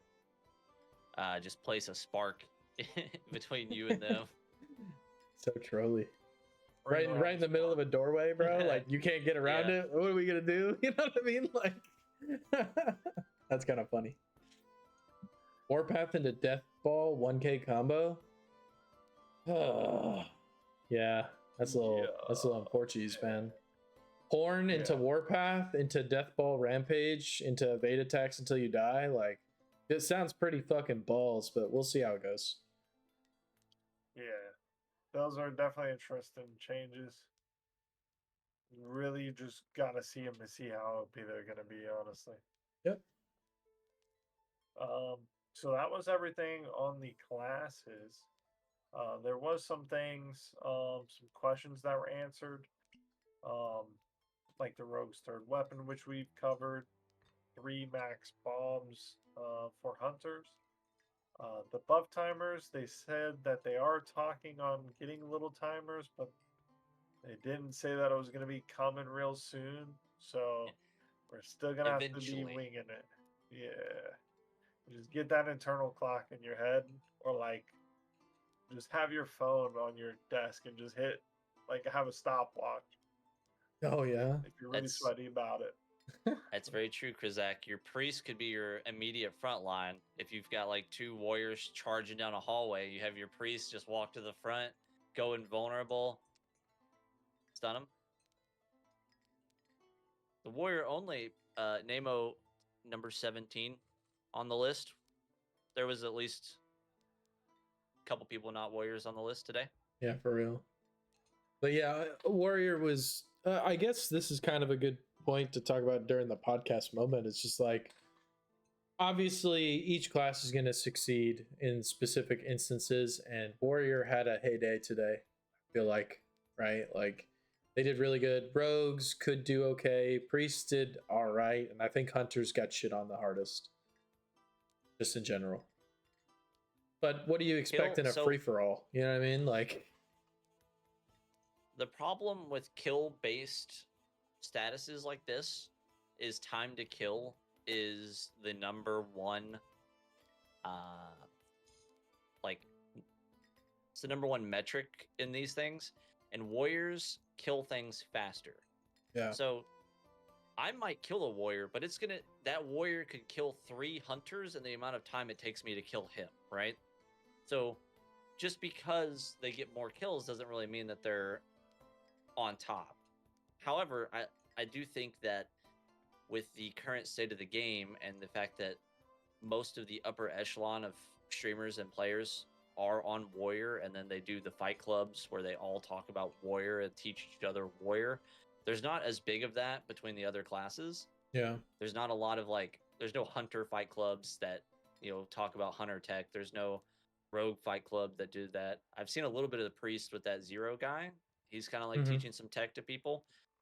But I think the warrior community is the tightest knit as far as like teaching each other how to play against their counterparts, because the warrior skill gap between being a good warrior and a really good warrior is so huge.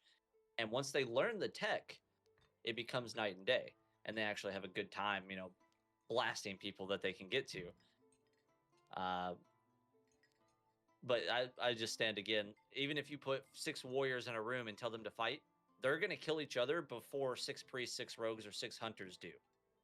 Because of the way time to kill works and the nature of them fighting. Because they have to be in there grinding. Rogues are going to be running around, hunters are going to be sniping, and priests are going to be doing whatever priests do.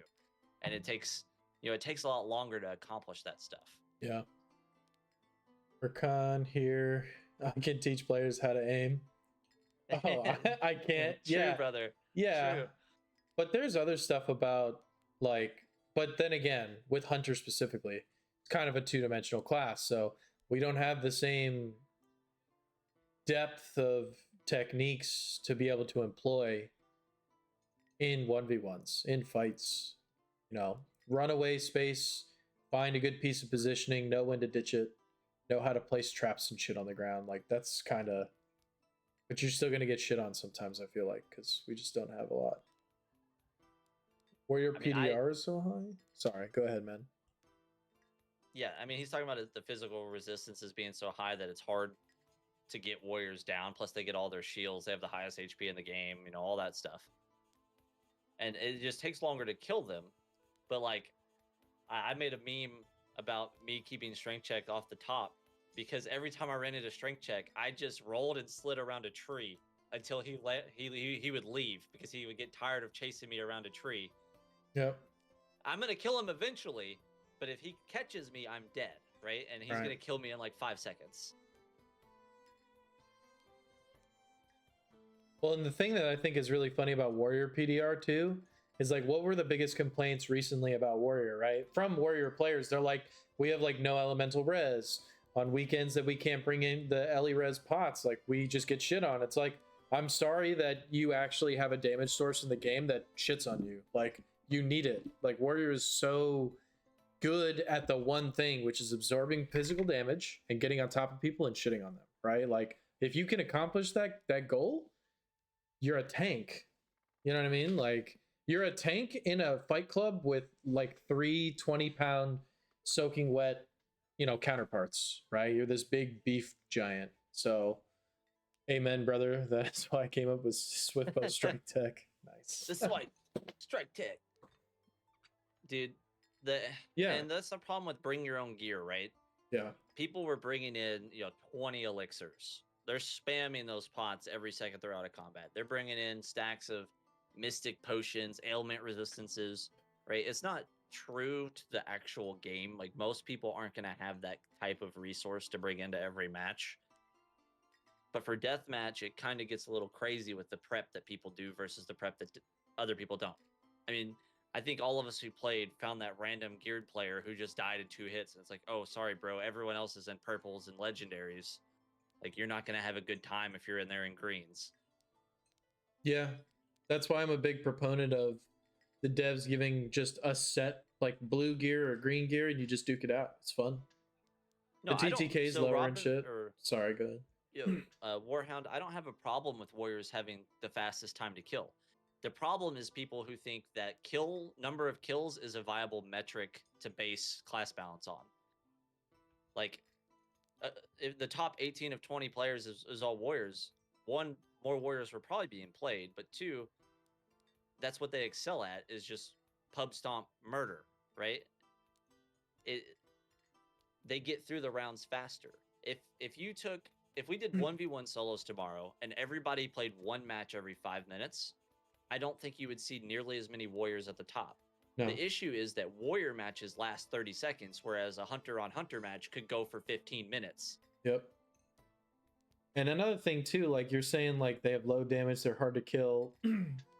What should they have? So before they nerfed charge, right, with Bramble especially, warriors would literally full steam run through your fucking bramble traps, being unstoppable, being not slowed, and just and they could charge 30 meters too. So they would just jump on top of you and absolutely dumpster you. So for Hunter specifically, the bramble changed to where it actually stops warriors. I feel personally, depending on the gear gap and the skill gap in the players, right? I feel like Hunter v Warrior on medium bow is actually a really fun fight. It's still warrior sided, but it's fair. It's not like, holy shit, you're just gonna absolutely clap my cheeks. Now on longbow versus warrior, I'm dead, bro. GG's. Swift bow, you can make it happen, right? But without that bramble change, like warriors were so oppressive to hunters because we had literally no tools at our disposal to stop them from getting on top of us. You're not gonna hit fucking vault kicks off a warrior's face. They're gonna smack you into the ground and they're gonna ground pound you. You're not rolling away from a warrior because you do 2 rolls and they're literally like still on top of you, right? Like, what are the warrior downsides? They struggle to fucking close that gap, right? That's the big one. If you have the ability to keep kiting, a warrior can never kill you because they can't get to you. They have to be on top of you. They're also incredibly resource dependent. Yeah. Like, you have to take so much time to farm copper and wolf fangs and stuff to constantly have horns and spears. A warrior goes through so much in a fight that they're kind of being rewarded for using their tools, essentially.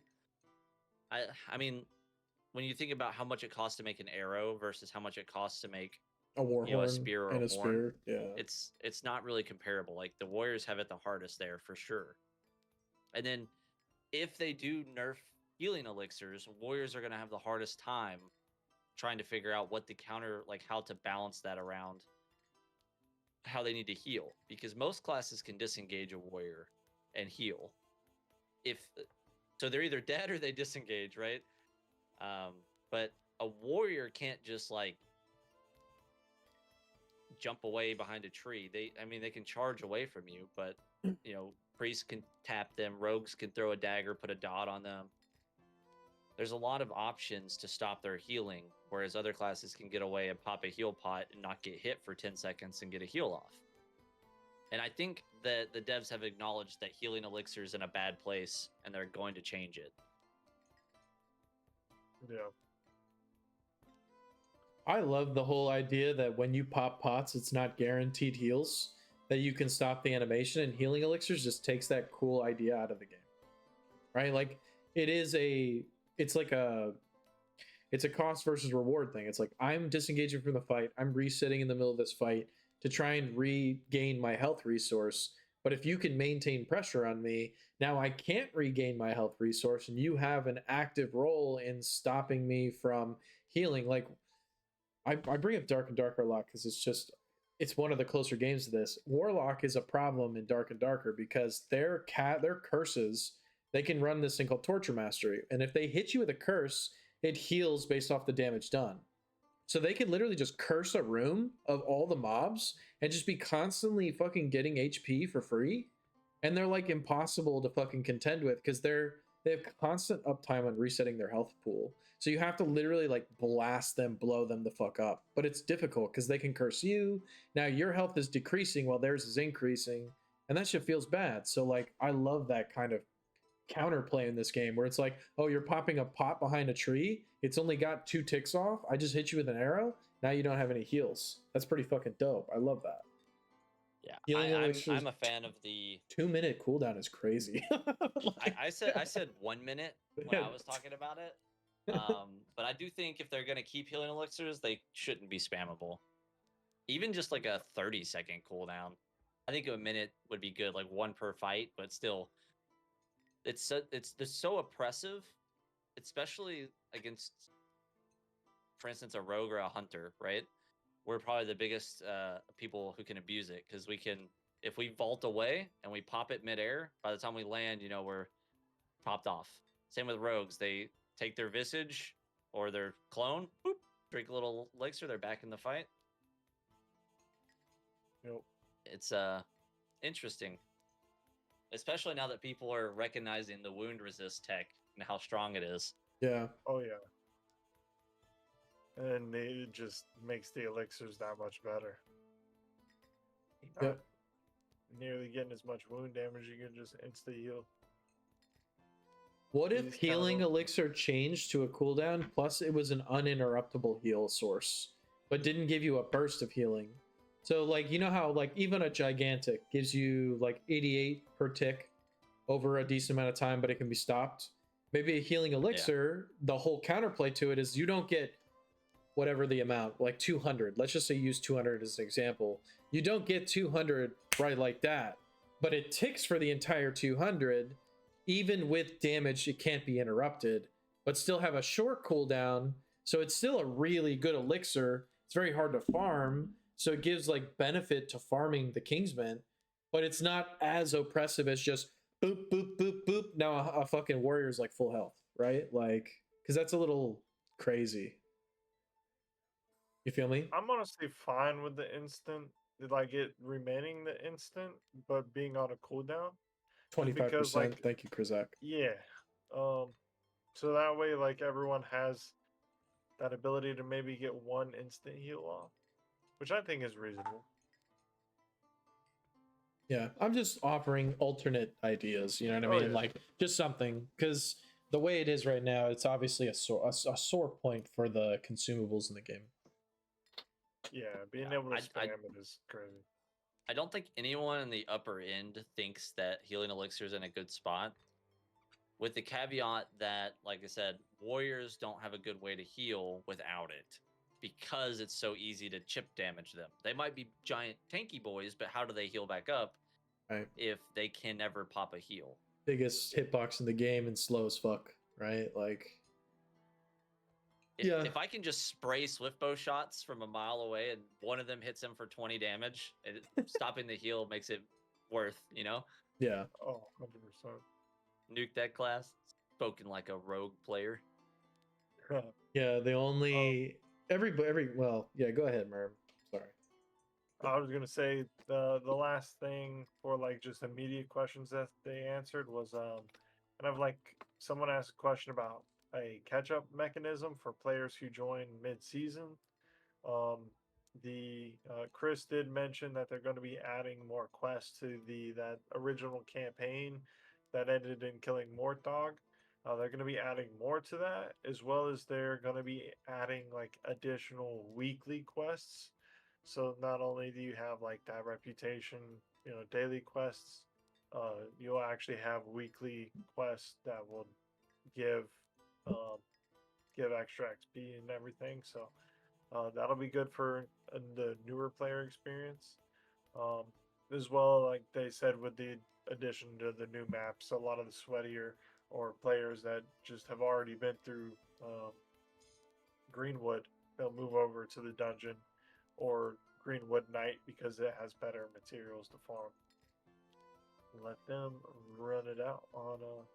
Do you think they're gonna do Greenwood night and day like the like Tarkov does, where it's like you can play interchange night or day, and you choose which like version you're gonna jump into, and it's 100%. Like part of the same queue? Kitty cat.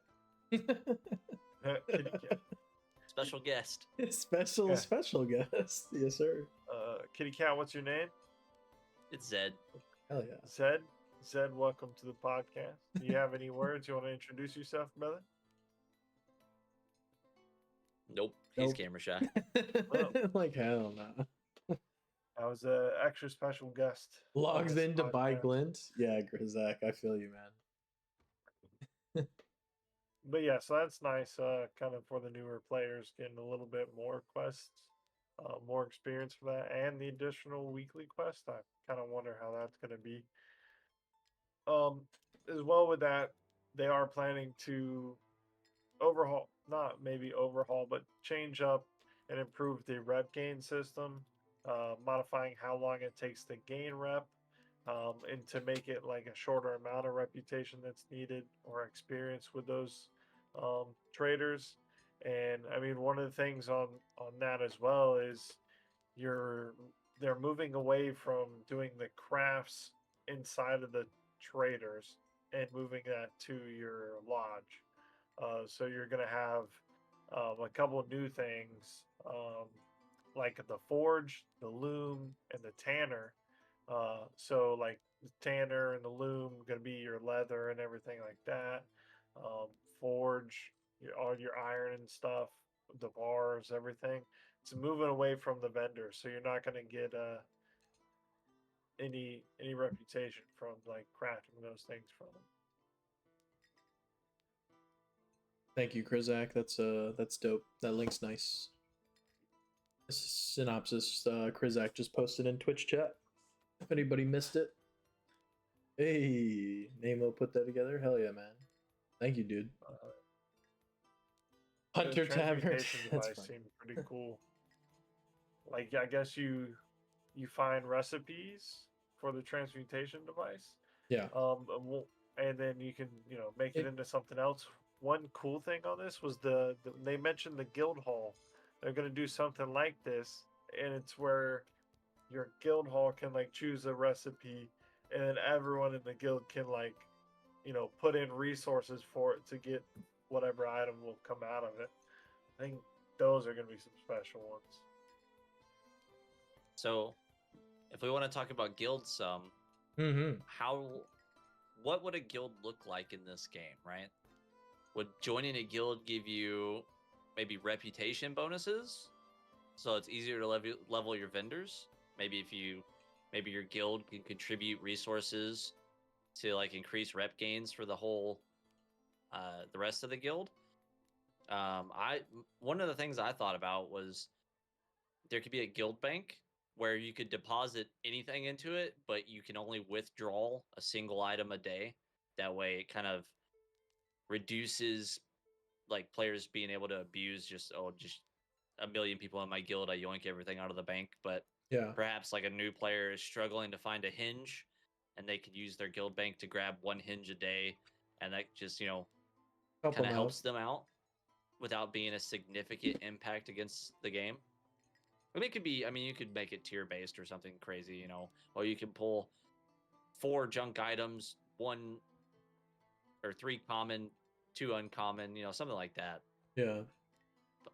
Kind of like how like a World of Warcraft guild bank works, where different roles have different deposit, capabilities. I mean, like with the exception of like the GM maybe not having the total withdrawal capability in this game, because that would be that could have some drastic consequences, unfortunately, if there's some shithead that creates a guild. So no, you wouldn't. I think everyone would have limited withdrawals, and it would just be there to help you. Because I can't even tell you how many times like I have found 4 carrots and I needed a 5th one. Yes. And like, please. I don't want to go into a whole match to find a single carrot. Okay, this is kind of along the same lines as guilds, but it kind of breaches into a different point. And I know the devs have kind of made it, they've made themselves known to say, like, we're trying to not even invite the idea of RMT into the game by just not having a marketplace. But would guild trading be a possibility, right? Like, say we talked about like you wanted to bring in RP elements. Well, maybe there's whole guilds that would like they cook, they gather cooking resources, you know what I mean, and like you could trade with like the fucking the Smiths guilds, and they like go out, they just like nuke all the fucking copper nodes in the fucking like map. Like, would trading between guilds for guild banks specifically, not for player to player, but for guild banks specifically, be a cool way to bring trading into the game, as well as kind of protecting the player base from RMT weirdos? Does that make sense? Yeah. So there's two caveats here. One, bots. You have a guild full of bots, and they just go out and kill wolves all game until they have a huge stockpile of leather. Yeah. And then they sell the leather to other people and offer crappy trades for it.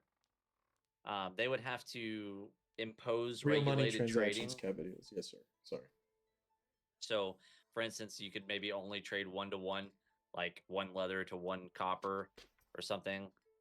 If they allow the people to set the prices, that is where real money trading can be really introduced into the game. And I think I speak for everyone when we don't want that.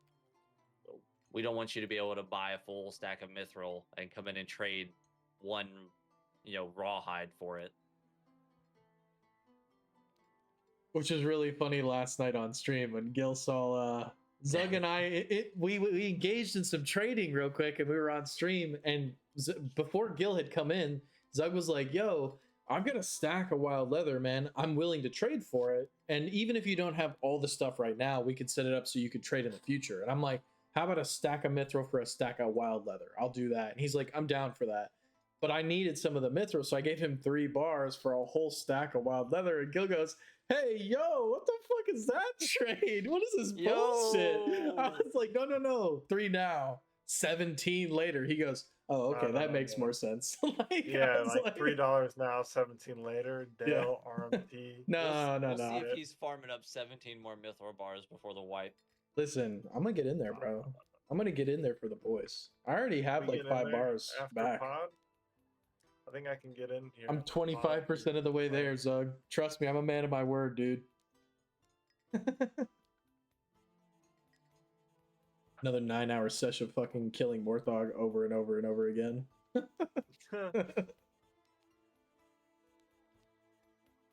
But with guilds, what do you think would be some cool ways that they could express guilds in this game to improve what I think is a lackluster endgame right now? Obviously, being EA, not a lot of the systems have gone, because like, think about it this way, like, once you hit level 20, experience doesn't fucking matter unless you're going to play another class, right? Reputation caps at max trader level. Wealth and resources, I guess, is an end game grind constantly, but that's not like very gratifying. It just feels kind of grindy and like a 9 to 5. So what are ways that guilds can add kind of some expression to the end game, as well as like be cool at the same time? Like, I've always talked about guild v guild raids, where it's like one guild and another guild, they kind of smash together, whether they want to actually like cooperate for the raid boss, or they can fight for the fucking chance to take on the raid boss, and that would make it harder. Like, maybe it was set up for like a 40, well, that's a big number, say 10v10, right? So it's set up for like a 20 person engagement, but like the guilds can say, hey, we're going to cooperate, or hey, no, fuck you, I'm going to make the boss harder by fighting you now and then taking all the spoils for our own guild. Like, I thought that system would be cool, but definitely like way down the line, right? So what are some things they could do now to make it a cool system that doesn't feel lackluster? Well, the problem right now is there's just one map. Yeah, and that's we're true gonna too. get the next couple of maps. But what does the end game ever look like in this style of game? True. Right? True. I think that's a great idea. We know right now the maps are capped at 24 players, so Right. 8 teams. You could have 4 teams from both guilds jump in, or even, I mean, have a map with like a keystone in the center, and have 8 guilds send in 1 team each, and they can go in and get this keystone, which might unlock something cool later on. There's lots and lots of different things they could do. The problem is that right now their focus needs to be on just adding stuff to the game, making the game a more fluent experience, more classes, more maps. Later down the line, they can add this kind of stuff. Yeah. As far as like low effort instances, adding like arenas with rating could be cool. I don't know, how much effort it would take to implement that, but clearly they have some sort of deathmatch stuff already in the game. Allow people to set up skirmishes. If we're getting Goldbrook, that means they have the tech for small instances. We already have team deathmatch now, or deathmatch in general right now.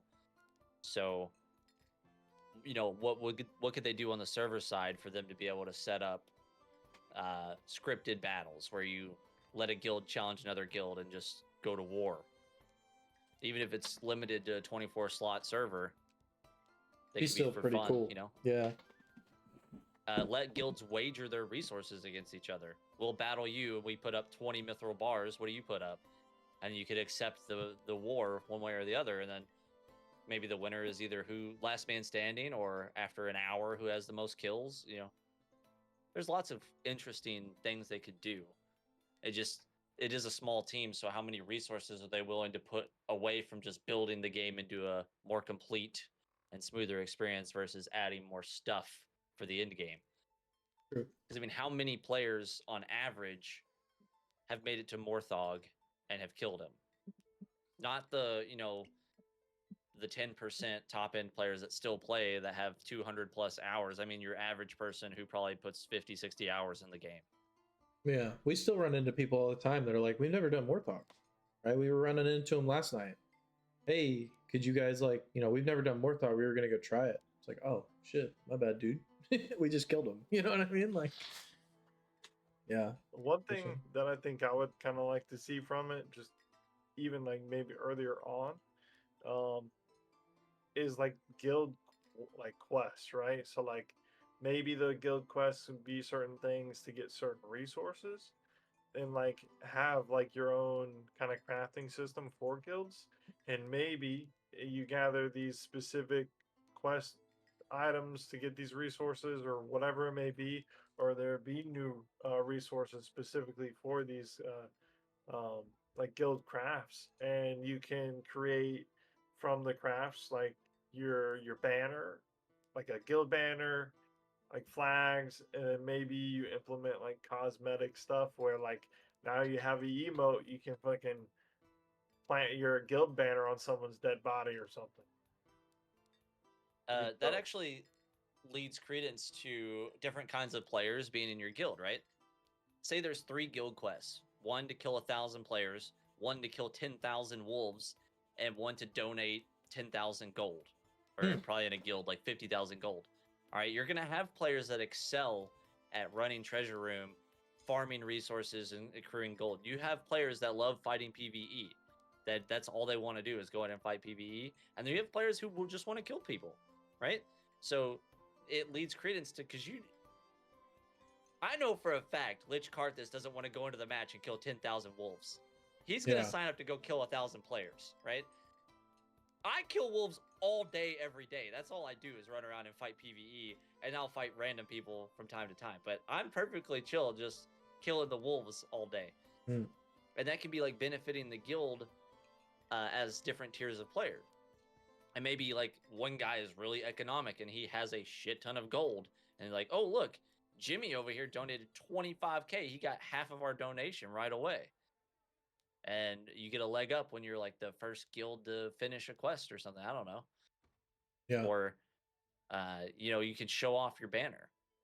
But another thing we brought up the other day was, how do you stop teaming in the game?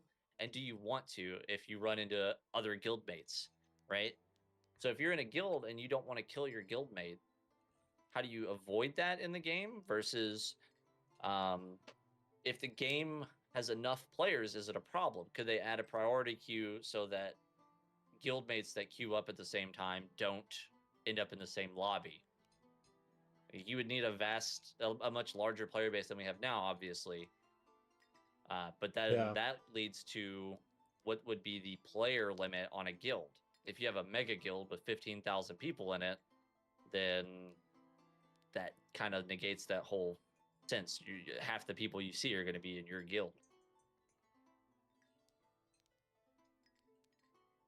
Yeah, I don't think that they would end up going that route to do it like that. It would be really difficult. Like, I know I would never want that to be in a game where, like, if I queue at the same time with my guildmates, like if I'm trying to go in at them or something, I would not want that. I would love to fight my guildmates in like PvP, like randomly, But I mean, there's that other side of it where it could be teaming. Hopefully, people just start going to Goldbrook when they want to do all that, Yeah, I mean, I'm sure there's many instances of it going both ways. Yeah. Well, and like the games that pull that kind of stuff off, like in this, like basically supposed example, it's like a mini version of like faction PvP, like in World of Warcraft and New World, right? But those systems really only work when it's 2 to 3 factions, right? So if you had like, say, a conservative amount of guilds, like 2 to 250 guilds, how do you keep it so that guildies aren't killing guildies? Like, it's not going to be feasible, because it's not like Alliance versus Horde, right? It's A, B, C, D, E, F, G, H, I, all the way to Z, and then A1, A2. You get what I'm saying? Like, there's too many small factions to be able to maintain that. So I think the rule should just stay if you're in the game. Like you could like be like, hey, I'm not gonna kill you because you're my guildie. Peace out, homie. Like, good luck, but never assist them, right? Like it should still be, it doesn't, not everything has to be KOS in this game. And I think that's good. Like all the time that happens. Hey bro, what's going on? I think I've run into Strength Check. He was a like super geared warrior and I was like in a white kit fucking hunter and he was just like, what's up, man? I'm like, hey, you know what I mean? Like we just chatted, but we never would engage in combat together, and I think it should stay that way. So that's just an easy I did blanket. that, except I said, okay, let's fight, and then he killed me in like 4 seconds. It's gonna be spicy. Can't imagine the rage that will happen within guilds when they kill people they don't know. Like inside their own guild. Yeah, but like dude, you murder a lobby in the guild, and I'm your guildmate. You shouldn't treat me this way.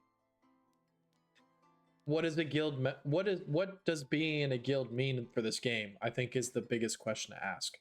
Is it just a, satellite social system that just allows you to kind of communicate with players in some kind of like game mechanic fashion, or should it be something almost akin to like Horde versus Alliance in World of Warcraft? Right, that's a line in the sand. But like, I don't think it's gonna be like, wow, like faction PvP style. They couldn't do it. It's just not worth. I think it's hard to see it right now, though. Yeah. Because there's so few players that we see these same players every time we play. But if the game pops off the way we want it to, and we get 10, 20,000 people in there, like the chances that we see the same people every time we play is so much lower, right? Yeah.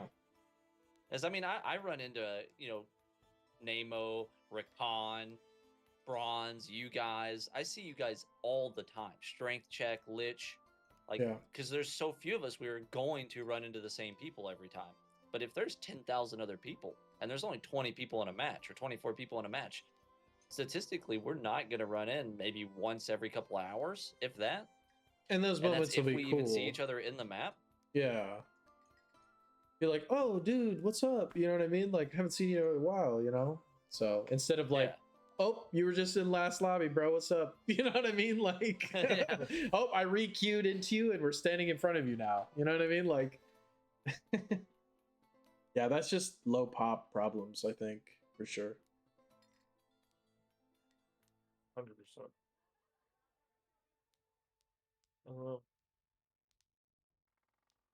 Is there anything else that y'all wanted to bring up? What did we want? What do we want to see from Twitch drops? What kind of drops would we like? Do we want skins to change the armor? Like, because right now you can identify a player if he's white, blue, or purple, or not white, green, or purple based on what he looks like, right? Yeah. Do we want armor skins for the game, which would make it harder to identify what someone's wearing when you're approaching them? Or would you what kind of skins are we looking for? Because the only one we have right now is the Huntress has a different model. Right. And the devs have spoken about how hard it is to like do the graphic design for changing cosmetics. Right.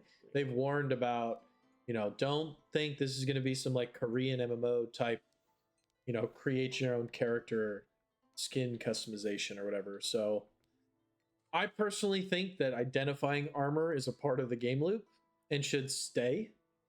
And it should be changed even more so to where legendaries look like legendaries, purples look like purples, blues look like blues. Because right now, blue and above looks homogenous. It's just, Jesus, they're geared. But how geared are they? Are they blues or are they purples? Like, I don't know. Do they have a Lego on? I don't know. I can't fucking tell. I think the white, green, blue is perfect. But it needs to be... My thought, because they have to have something for Twitch drops, and they have to go in further if they want to go down the microtransaction route, is they have to sell some kind of skin if they want to do that. Yeah. The only one that seems feasible to me currently are weapons. I fuck with that. You can have, cool looking shields and maces for the warrior. I mean, you can have flaming bows, ice bows, dragon bows. You can have daggers that glisten green or glow blue. You can have swords that fire effects and all kinds of shit. Like you can sell some cool looking weapons and stuff. I don't know about lightsabers. But like Path of Exile and New World does that, and it does really well, right? Like, well, I don't know what monetarily it does, but that's what I think. Imagine a sword rogue running at you with dual lightsabers, brother. Do you just want to look like what's the guy's name? Starkiller, I think. In Force is what's the fucking one where you're like the apprentice of Darth Vader? What's his name in the Star Wars games? Is it Force Unleashed? Where you're the fucking dual wield? Yeah, I don't know. It's all good. But character skins like Hunter has might work. Leave the armor alone. Yeah, I agree. Yeah.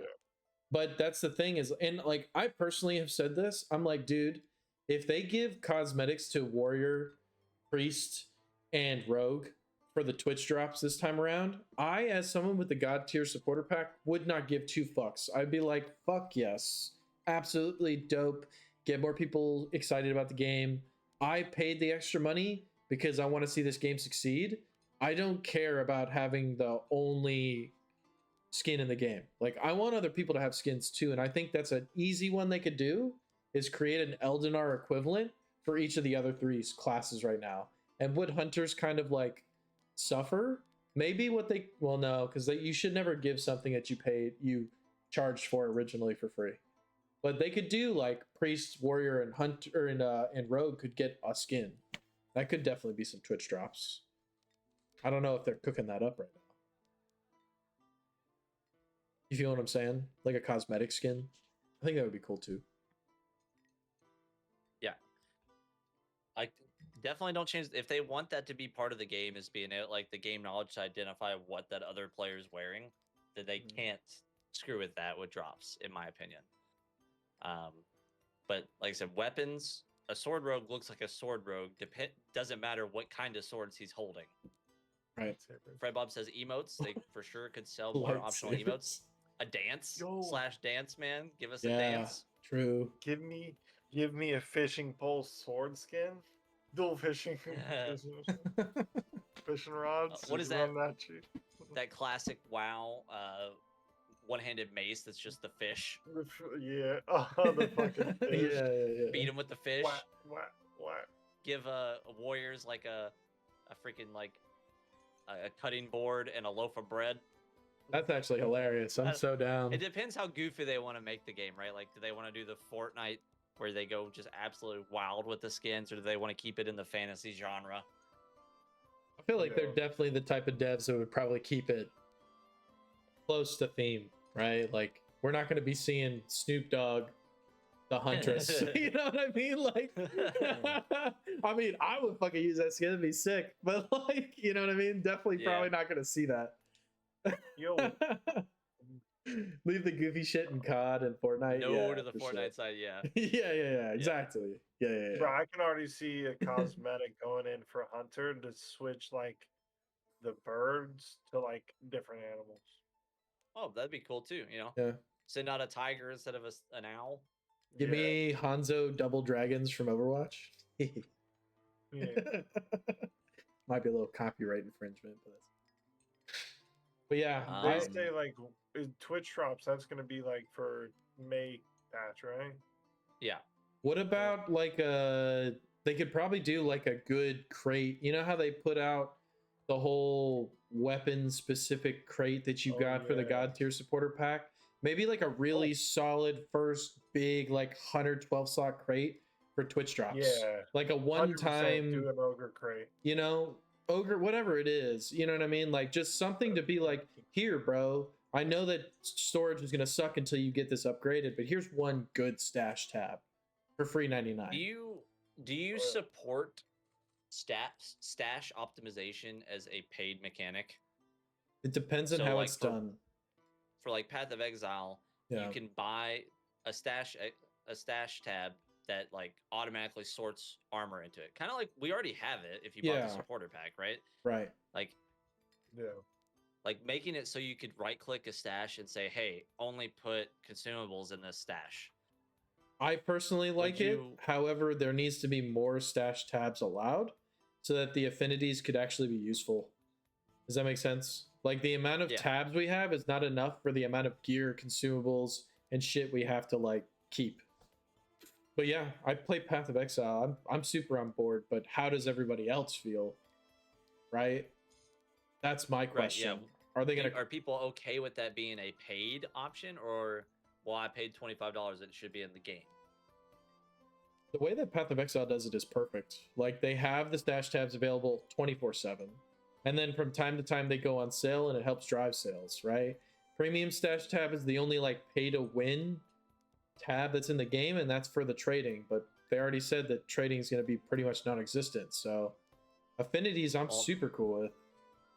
That's just the one thing though, because this game you have to pay for, where Path of Exile is free, right?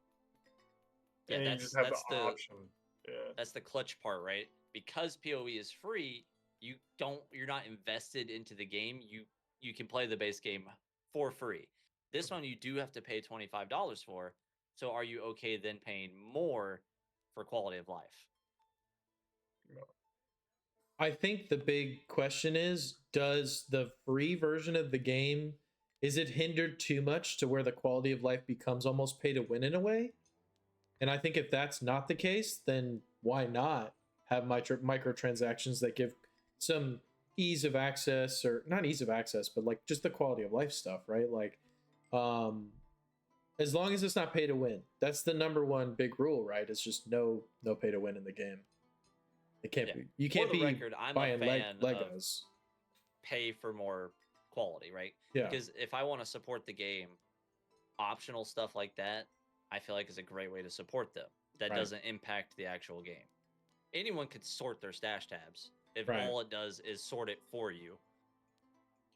This is pay for EA though, just like PoE 2.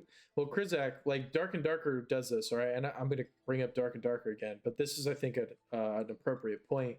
Their free-to-play version of Dark and Darker, you have one character that you can play. If you want to change to a different class, you have to delete your character in your stash to play a different class.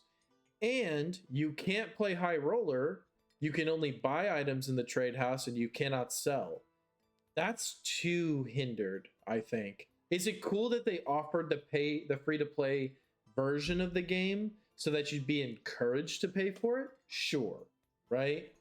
But I don't think that is an appropriate stance that maybe Legacy should take, if that makes sense. Like the free-to-play version of fucking Dark and Darker, I think is way too hindered, right? So as long as that line is not drawn in the sand and it's just fucking quality of life, fuck yeah, dude. Let's charge it up. Let's make the devs money so they can keep us having a dope-ass game.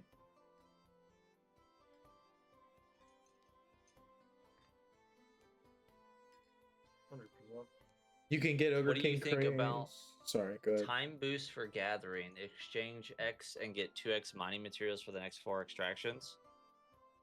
Like an elixir to make or something, or like teas and rust. I'm down. As long as you don't pay money for it, sure. You know.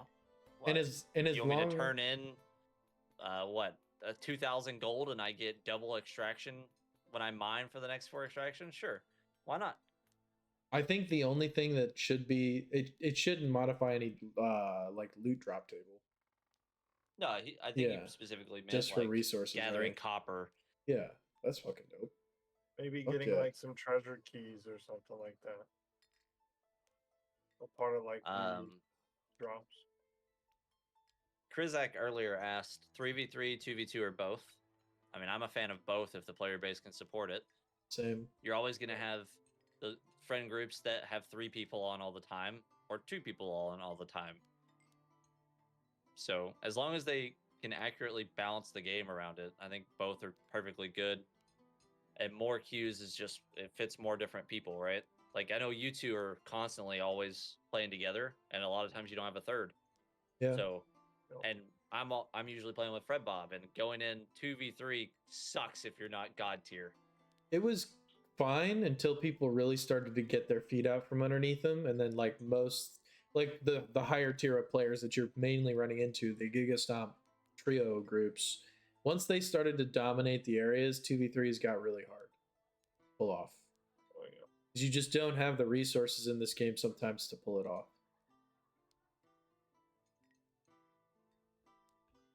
But yeah, I'm down for 2v2s. I think the 2v2 fights are fun. I'm a hater of solos. I fucking can't stand solos. Same. Truthfully, like it's just not fun.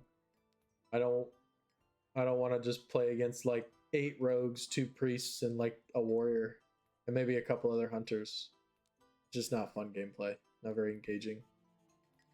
Oh yeah, I didn't even notice the stash tab. Sorting the herbs and the pots and stacking to 100 or even 9.99. That would That's be kind of crazy. cool. That's crazy. You could obtain a better version of it in game. That would be great. A paid one would be weird.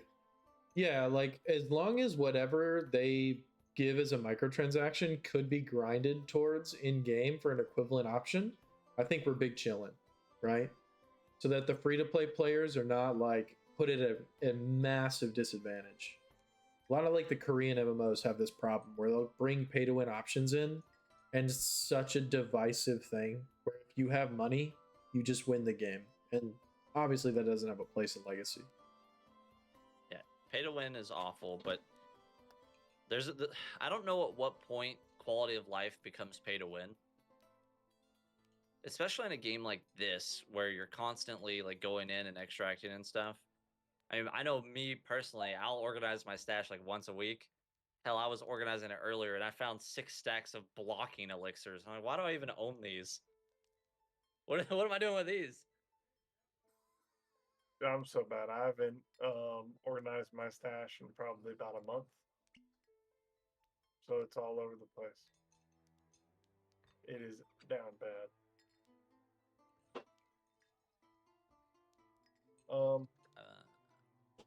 I did see. I don't even know if I want to bring this up. There was another question that MeWe put in. It's a sore subject. Whoa, what's that? I didn't see your posts anywhere. Huh? Where did she post it? Oh, Force Unleashed, and it is Star Killer. Thank you, Jembador. Appreciate you.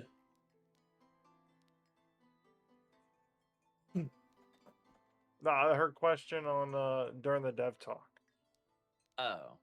Yeah. Which was just, I think it was also discussed on the previous one about like traps and like the stars and stuff, like spells being enemy versus like, friendly. Enemy versus that definitely needs to come, but I think they said it's a while out, right? Yeah, they said it's a pain point for them. They will have this designed in the future, but they didn't say or really hint that it'll be coming soon. So you know about it. It's a pain point. Coming, just no clue when. I feel like this one is one of those, we think it'd be an easy switch, but it actually is like a nightmare on like the back end side and like coding side of things, to like for the server to be able to track all that stuff and to generate the like actual graphics for it and all that. Probably just low on the totem pole right now. Yeah, I can't wait for this though, because anytime I see like a green hunter trap, I'm just gonna disarm those. Stop. You're a 100%. dick. You're 100%. such a dick. Those disarmed. Red ones, they can stay. You know what I'm saying? Disarming traps under my feet and invis like a fucking asshole. So I mean, the only other thing I saw on the list was what sort of in-game events would we like to see? I mean, there's been mention of a raid boss spawning, you know, a locked chest that maybe spawns on the map and it unlocks in 5 minutes, and you everyone on the map could see it and maybe go to it and try to fight over it, and it could have some like insane loot in it. But what else? Like, what do we want to have? A special key you bring in and you stick it in an altar, and then the altar sends a beam into the sky that everyone can see, and it's like you have 3 minutes to go fight at the altar. You know, it would be pretty cool if they added, with Greenwood Night coming out, they stated that you can craft a lantern that you can bring in, that you can turn on and off, to have like a light source. Imagine they put like Easter eggs into the game where you like go up to certain areas with your lantern, light it on, and then go to a different spot, and then that spawned like a mini boss or something. Like a summoning kind of deal. They just added this to the new Wipe and Dark and Darker. So you have some you have these craftable items that you can choose which boss you summon. So if they could have like a thing you could grind towards in Legacy to where it's a crafted resource, but it spawns a boss encounter, that would be kind of cool. I could fuck with that, right? Like, and you know, being contested, it would be something along the lines of what you were saying, Gil. Like there's some kind of notification, whether it's a beam in the sky or like some, you know, whatever the fuck it would be for Legacy, that everybody knew, like they just spawned the boss, let's go gank him, right? So it would be like ultra hard fucking Mortdog, which will have pros and cons. So yeah. Maybe like a better fighting area though. Than big time. Down. Big time. Yeah. I don't like kiddie pool boss arena. Not fun. Yeah. Not a fan. 3 hunter glints come over top and you're like, well, GG boys, we're not getting up. Like, they've said that they're gonna revamp it. Have they mentioned if that's coming in the May update or if it's just a when we get to it kind of thing? I think it's a when we get to it. I haven't heard anything specific. But I mean, just add a secondary fucking like exit, dude. You know what I mean? As like a band-aid for right now. I think that could be something, right? Like just any alternative to what it is right now.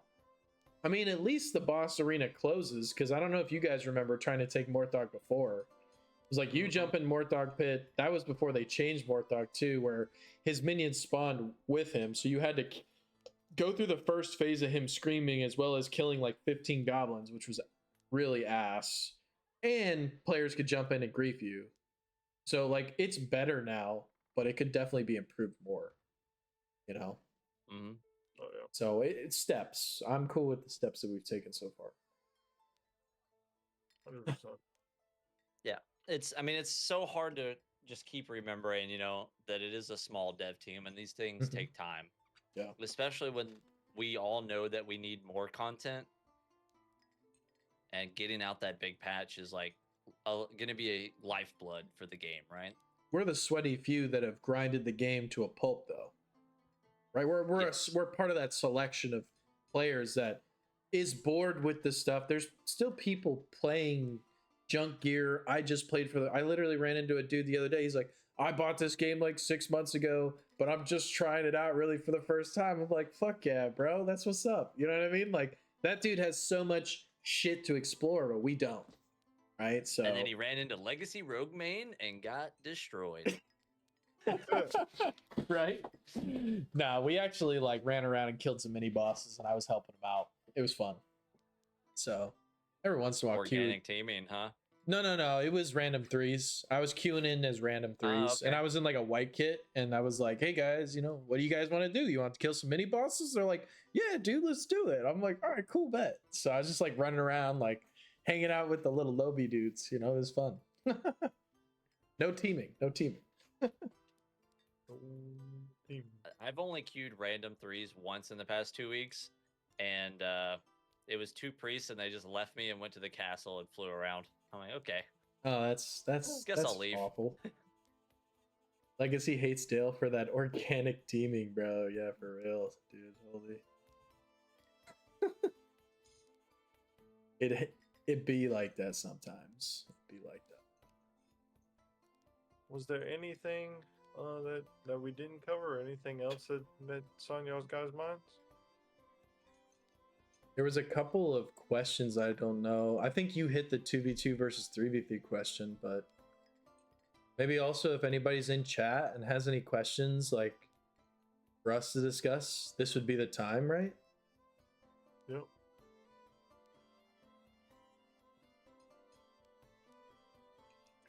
Beard's #1 hunter. I don't know, man. I've been on the standing on my own 2 feet side of that Bronzebeard's 1v1 a few too many times for that. Same. I didn't see bronze on the list today, if you know what I mean. Yeah. If there was a list for most times down or being revived, 100% that would be bronze. Without a doubt, he would be #1. If that's the #1 hunter you're talking about, You're absolutely right, and I couldn't agree with you more, bud. I also got off an hour early.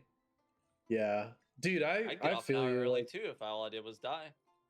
no, but legitimately, like Bronze was. I was watching his stream. This man was fighting every fucking rogue in the lobby. I swear, Dude, it was insane. it was gross. Perfect. Everybody who saw Perfect. Hunters today were just like, "Hey, Fucking kill Hunters. kill that guy." Can we? All right. Does everybody really think Hunter's the most broken class in the game right now? It's strong, but I don't think it's game-breakingly strong. Like, why does everybody just think that? Because they see Rakan two-shot somebody with a longbow when he probably has like purple gear and he's hitting some dude that's got whites on? Like, it is strong, don't get me wrong, but it's not. I feel like the reality versus the sentiment are like a little far apart. Do you guys think that since you're creators, you're going to get into beta for season 1, and will they NDA it? They've said before that anyone in the program and the Legacy Wardens are going to get to test the map, stress test it and stuff. And yeah, it is NDA'd. We can't show anything that we do in there. We'll be able to talk about what we see and like express our opinions on it, but we can't show any footage or anything like that. But we can say like, oh, we saw the dungeon map. It's not as cramped as you guys think it's going to be. You know, the artwork's cool, stuff like that. Can you but we plus one can't me, please? show you anything yet. No, we can't have plus ones, unfortunately. But yeah, like we're essentially beta testers to go in and like find the holes in the floor and stuff and report it. You know, but that's a great. We're gonna try to break it. That's a great. And I've seen you say this a lot, Rakan. Is like everybody sees the struggles. They're the highlights, not the struggles, right? They don't see Hunters in the melee fucking brutal comp teams getting like run the fuck down and being the first person down in a fight, right? They see all the bullshit like swift bow, sentinel strike, bombs, and like a lot of like things that can be adjusted, but that's not the entire reality for every Hunter player. Dude, Rakan, I couldn't even tell you how annoyed I was when I was looking at Discord a couple weeks ago and saw a clip of my stream of you headshotting me, and the guy was like, "This guy's an aimbotter." Like, you saw him hit one headshot when we've like ran around and fought off and on for like 3 hours. Yeah. Don't take things out of context and just say, "Oh, this is OP," because you landed a headshot, did 900 damage. Okay, but how many times did you have to miss before you hit the headshot, right? And you're applying a longbow in like a higher set of gear than what I had on. Like, obviously, it's going to hit hard. It's hard to hit for one, and you're playing like at a disadvantage if I can bridge the gap and get in your face. It's like playing to you saw Hunter at its strongest when you see random headshots out of the blue, right? I honestly think one of the most impressive things with Hunter is hitting a leg shot on somebody and your team just absolutely dumpstering that person. Right? Like headshot alone. Like when you get that slow on you, like GG, bro. And that doesn't really require the same level of aim. And it's like free fucking I forgot the word I was going to use, but it's basically like you get a slow for what feels like a lot easier than like a headshot. The reward is really free, it feels like. I've definitely like hit a person from a pretty far distance away and then returned like 2 or 3 shots because they had that slow on them. So there's other parts that are an issue, but I don't think there's a lot of Hunter hate right now. And I employ all the people that hate on Hunter to go play some Hunter and see how you do. Like one of those caveats is Hunter is probably the easiest class to farm PvE on. Yeah. So you do see a lot more of them, especially in solos. You either see rogues because they're sneaky and they can get around the PvE, or hunters because they do such a good job of killing the PvE. It's the other classes take a lot more learning and stuff. Like a lower skill gapped warrior is obviously going to have a lot harder time against a good hunter, whereas as shows in the deathmatch today, a lot of the warriors have learned how to fight hunters. Now, I mean, if I see a warrior running at me with a great axe, I am instantly less scared than if he has a death ball, because I know that he can't drop kick spam me over and over and over, and I can get away from 2 rampages without 4 death ball kick attacks coming too.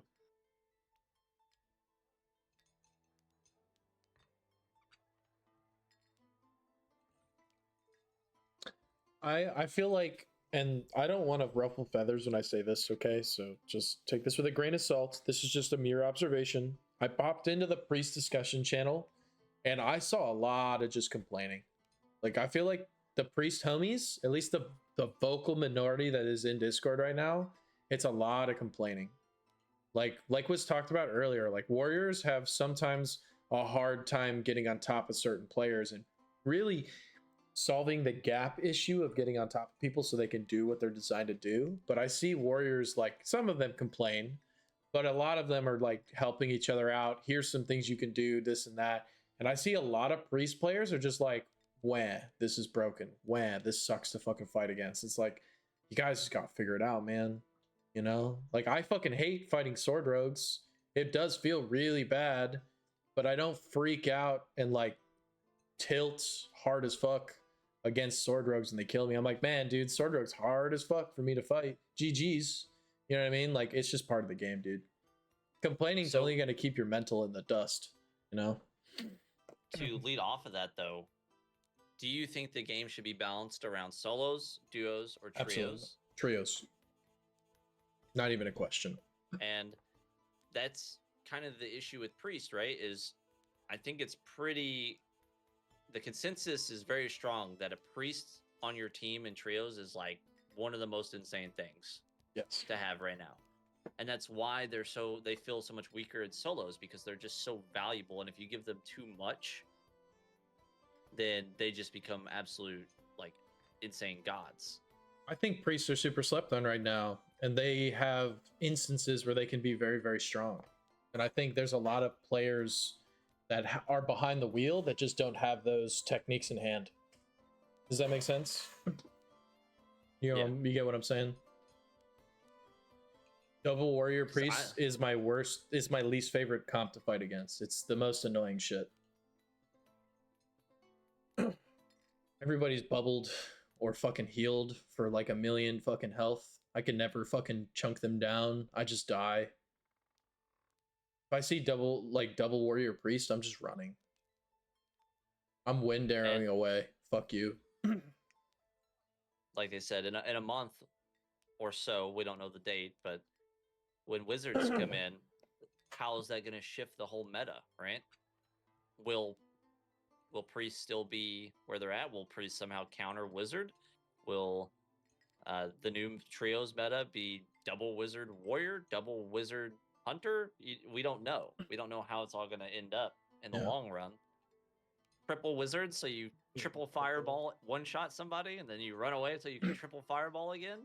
Who knows? It does kind of sound like, from what they've talked about with the wizard, though, is that they're going to be like kind of a DPS hybrid support class with a lot of zoning utility and like battlefield manipulation on top of their damage, right? It's like you have to respect this damage source because it's going to nuke you, so you can't step here now, right? So in a way, like wizard becomes a support class, kind of similar to how priest is a support class. Like if I put a stun or a star here, like you now cannot move through this star. Like you have to respect that, or my team's gonna jump on you and shit down your throat because you fucked up, right?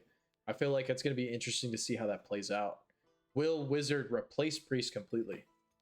You know, because everybody can heal themselves. It's nice to get healed, but it's very rare that it actually happens in team fights.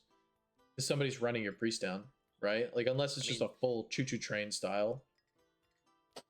And the thing that makes priest so strong right now in trios is because of the on-demand stun that your whole team can capitalize on. And the fact you have two in like in your pocket at all times, right? Yeah.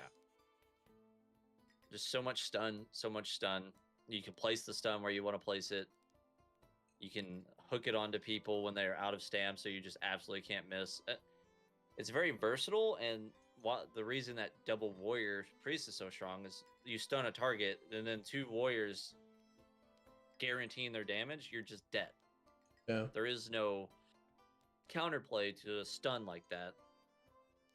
We talked about, I'm curious to hear your opinion on this, because we talked about this with Bronzebeards last week. You played WoW, right? You played WoW PvP, possibly too? Trinkets. Yeah, Trinkets in this game. So like a CC fix on a long cooldown for huge, hard CC like that. Do you think that belongs? It would have to be a very long cooldown. Well, it's long as fucking WoW too, right? Isn't it like a minute 30? Yeah. Just because otherwise it completely invalidates, sword or dagger rogue. It would invalidate a lot of the priest stuff. It would be good too though if you had to trade off for it. Like maybe you couldn't wear 2 rings, you wore 1 ring and a trinket. I'm down for that, 100%. Something like that. Cost versus reward. It could be a great option. Yeah. It really depends on how committed they are to the stuns and the incapacitates. Because there's nothing quite like getting incapacitated by a warrior and going 100 to 0.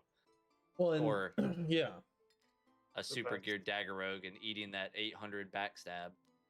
I don't know about you guys, but my least favorite times in games are when I have no agency and it's basically like my hands are like this. My hands are off the keyboard and I can't touch buttons. That's not good counterplay. That's like, you stunned me for free and now I can't do anything because you stunned me. So like having a very limited option, but an option would be cool, I think. Like rogues have that, right? Rogues can fucking double dash out of stun. Warriors can shout. They never use that version of the shout, but they can, in theory, run that shout that breaks CC and staggers and roots, right? Like they at least have options for it. So do we think everybody could have it? I think that would be cool. Personally, I'm an advocate for it. And I think that's because I play Hunter, because we have so little. We don't have anything. We get stunned, we fucking die, right? Like unless you're just out gearing the fuck out of that enemy team and you can survive the burst, but good luck. Spell lock such as a silence.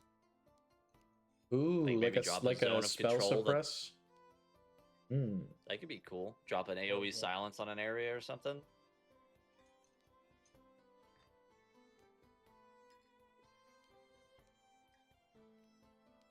We were talking about it earlier. I don't know if you were here, but the whole wizard aspect and whether you, but I don't know if he was here, Rakan. But like, we don't know what all the spells will be, right? So maybe you start with the fire staff or the ice orb, and you have your 3 generic abilities or 4 generic abilities, or I guess it's your abilities plus your weapon ability. But then, are the class tools for the wizard just going to be those spells we find out in the world? What kind of spells would be cool to find, Are we going to find chain lightning, big AoE attacks, maybe drop a gravity orb or something that kind of like sucks mobs together? Maybe you can find a epic tier silence scroll where you drop a zone of control and nobody inside that area can do anything. Imagine a rogue smoke bombs in front of you, and you just zone of control or zone of silence his smoke bomb, and it's like, no, you stay in there, you don't come out. I like no it. Dashing. I like Leave it. me alone. Nerf rogue. Yeah. Yeah, nerf rogue. Fuck rogues in this chat. You know what I'm saying? No, fuck hunters in this. This is maybe you find you're outnumbered right now. Purple tier scroll where you can teleport dimension door 100 meters away or something to a point you can see, Yeah. That would be 2 sick. hunters is like half a rogue, so y'all are actually outnumbered. Give me counterspell. Ooh, counterspell would be pretty interesting too. Blanket silence would go probably a little too crazy. On me, dude. No, I only get this from hunters, dude. It's crazy. It's because we have the least amount of tools to counter your guys' kit. That's why. Everybody else has counterplay.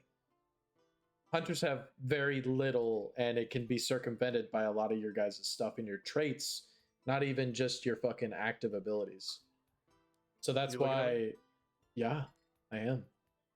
Skill issue. Okay, buddy. Okay. I'm not even talking about your playstyle on Rogue, like the Phantom Veil Visage. Yeah, I'm right It's here, more Charlie. it's more the PD Phantom Veil Sword Rogue combo that I'm not the biggest fan of. You feel? It's a lot of stuff to Just, dodge. I mean, just in general, imagine like, a warrior's running up on you. But so, what would constitute a spell, right? Because a lot of stuff is considered, even in World of Warcraft, would be considered physical attacks, right? So, is a blade dash a spell, or is just Phantom Dagger and Visage considered a spell? For warriors, would any of their stuff be considered a spell? Maybe they can't use their shout during it. Maybe they can't blow their war horn because those generate sounds, but they could still throw a spear and heroic leap or charge. It really depends what they would want to go, like what route they would want to go with that. Same with Hunter. Would throwing a trap be considered a spell, or would it just be your Sentinel Call, Cyclone, whatever the bird spell is called? 200 mains in a rogue. Yeah, no, this is a rogue main, dude. I don't agree with any of this that they're saying. They are being little babies. It's a skill issue. No. Stop hitting on rogues. The only thing I don't even care if Sword Rogue staggers. I just want a little faster DR on it. The moment you turn yellow and you can't be like staggered more, like I want that to be after like 5 swipes. The fact that I can get chained 8, 9 basic attacks, if I get stammed out, I get hit 9 times in a row. I literally can't do anything. I can't chuck a pot. I can't hit a stam pot. I can't roll away. I can't shoot you. Like I can't do anything. Like I'm literally staggered. There's 0 agency there. Now, granted, it is a skill issue that I was the one that ended up stammed, so I agree that is on me. Sometimes I feel like in 3s, I dodge priest stun, I dodge rampage, then I have to dodge PD, then the rogue jumps on me. Like I was gonna die anyways, right? Like I'm too close to the fight probably, but I just want to see a quicker DR. They need to rework resilience as well. It doesn't work the way that it sounds like it would work. I was shown some behind the scenes like stats on how resilience works, and it does not work the way you would expect it to. I don't know if that's knowledge that should be shared, but it's like, just because you're yellow does not mean you're not stunnable. It does not mean you're not staggerable. It's all the yellow guarantees you is that you got out of whatever the very last thing that hit you was. It needs a full rework. It should work like stamina, honestly. If you go yellow, you should be just completely immune to CC until you're no longer yellow. Yeah. Because if you're in a situation where you've gone yellow, you're probably in a bad spot. It's not like you're about not 10% to die. HP. Yeah. And I'm not gonna lie to you, Krizak. Like, I agree, stam would be important, but like, even with 2 stam foods and double stam rings, you have maybe 4 rolls, right? And in 3s, there's typically a lot more than 4 pieces of dodgeable things you have to dodge. Rogues have 2 PDs. Priests have 2 stuns. Warriors can just fucking run you the fuck down, right? Blade dashes, other hunter bombs, hunter traps. You know what I mean? Like there's too many things for that. Like I agree with you, but I don't agree with you at the same time. There's not enough stamina to get. Hunter rolls cost a lot. Warriors press rampage twice with no cooldown. Yeah, that's what I'm saying. Like you can't, like I can roll away 4 times. He rampages. I'm going to get away from him. But guess what he's going to do? He's going to pull that fucking death ball out. He's going to start like literally just evade attack, evade attack, evade attack. He's on top of me again. I press fucking, roll 4 times. And now I'm dead. Because now I don't have any counterplay. Because I have no stam. Right? Now you're out of stam. He's out of stam. But he presses rampage. And then he just kills your ass. Because he doesn't need stamina to go 100 miles. Yeah. That's my thing, right? Like it's just because we can't block, because if you get collapsed on, you're dead. Like, I want some extra tools. Like, I'm not asking for wide sweeping nerfs. I'm just wanting more expression on the hunter kit. Like a fucking kind of like what Swiftbow has, but just tuned down to where it's not as busted as Swiftbow kind of is right now. Right? Like maybe medium bow could get like a quick evade attack where you like leap like 5 meters to the left or the right or backwards based on your direction, and you could shoot a quick arrow. Not like fucking little twirly bullshit shot, but just like a literal change of direction, you know, that I can do that costs stamina the same as why can't I think of the Q ability on medium bow right now? Elven Dance. Thank you, Elven Dance. I don't want another Elven Dance. I want to be like a little more agile. You know what I mean? Little less cost, less roll distance, but a change of direction. That's the kind of shit I'm talking about. You know? Give me some stuff like that. I'd be super down for that.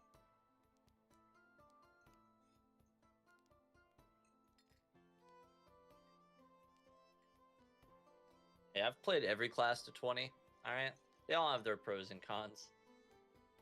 I think when you play one class, you do kind of like focus on those specifics. And there's almost always things that we can all do better to bridge that gap between the two.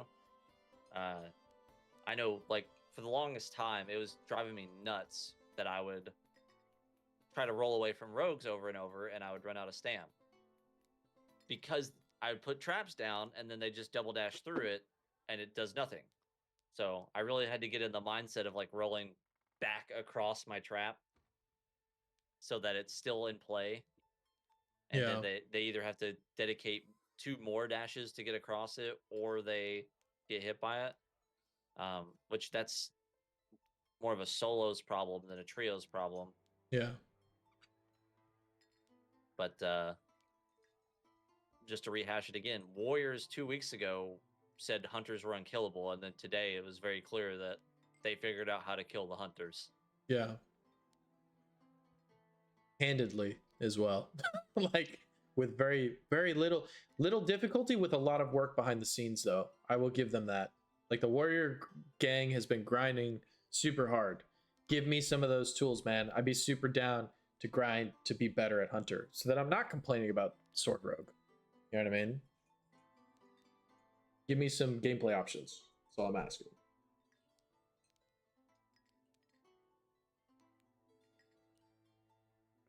Any other questions? Any other things to talk? Anybody in chat got anything else?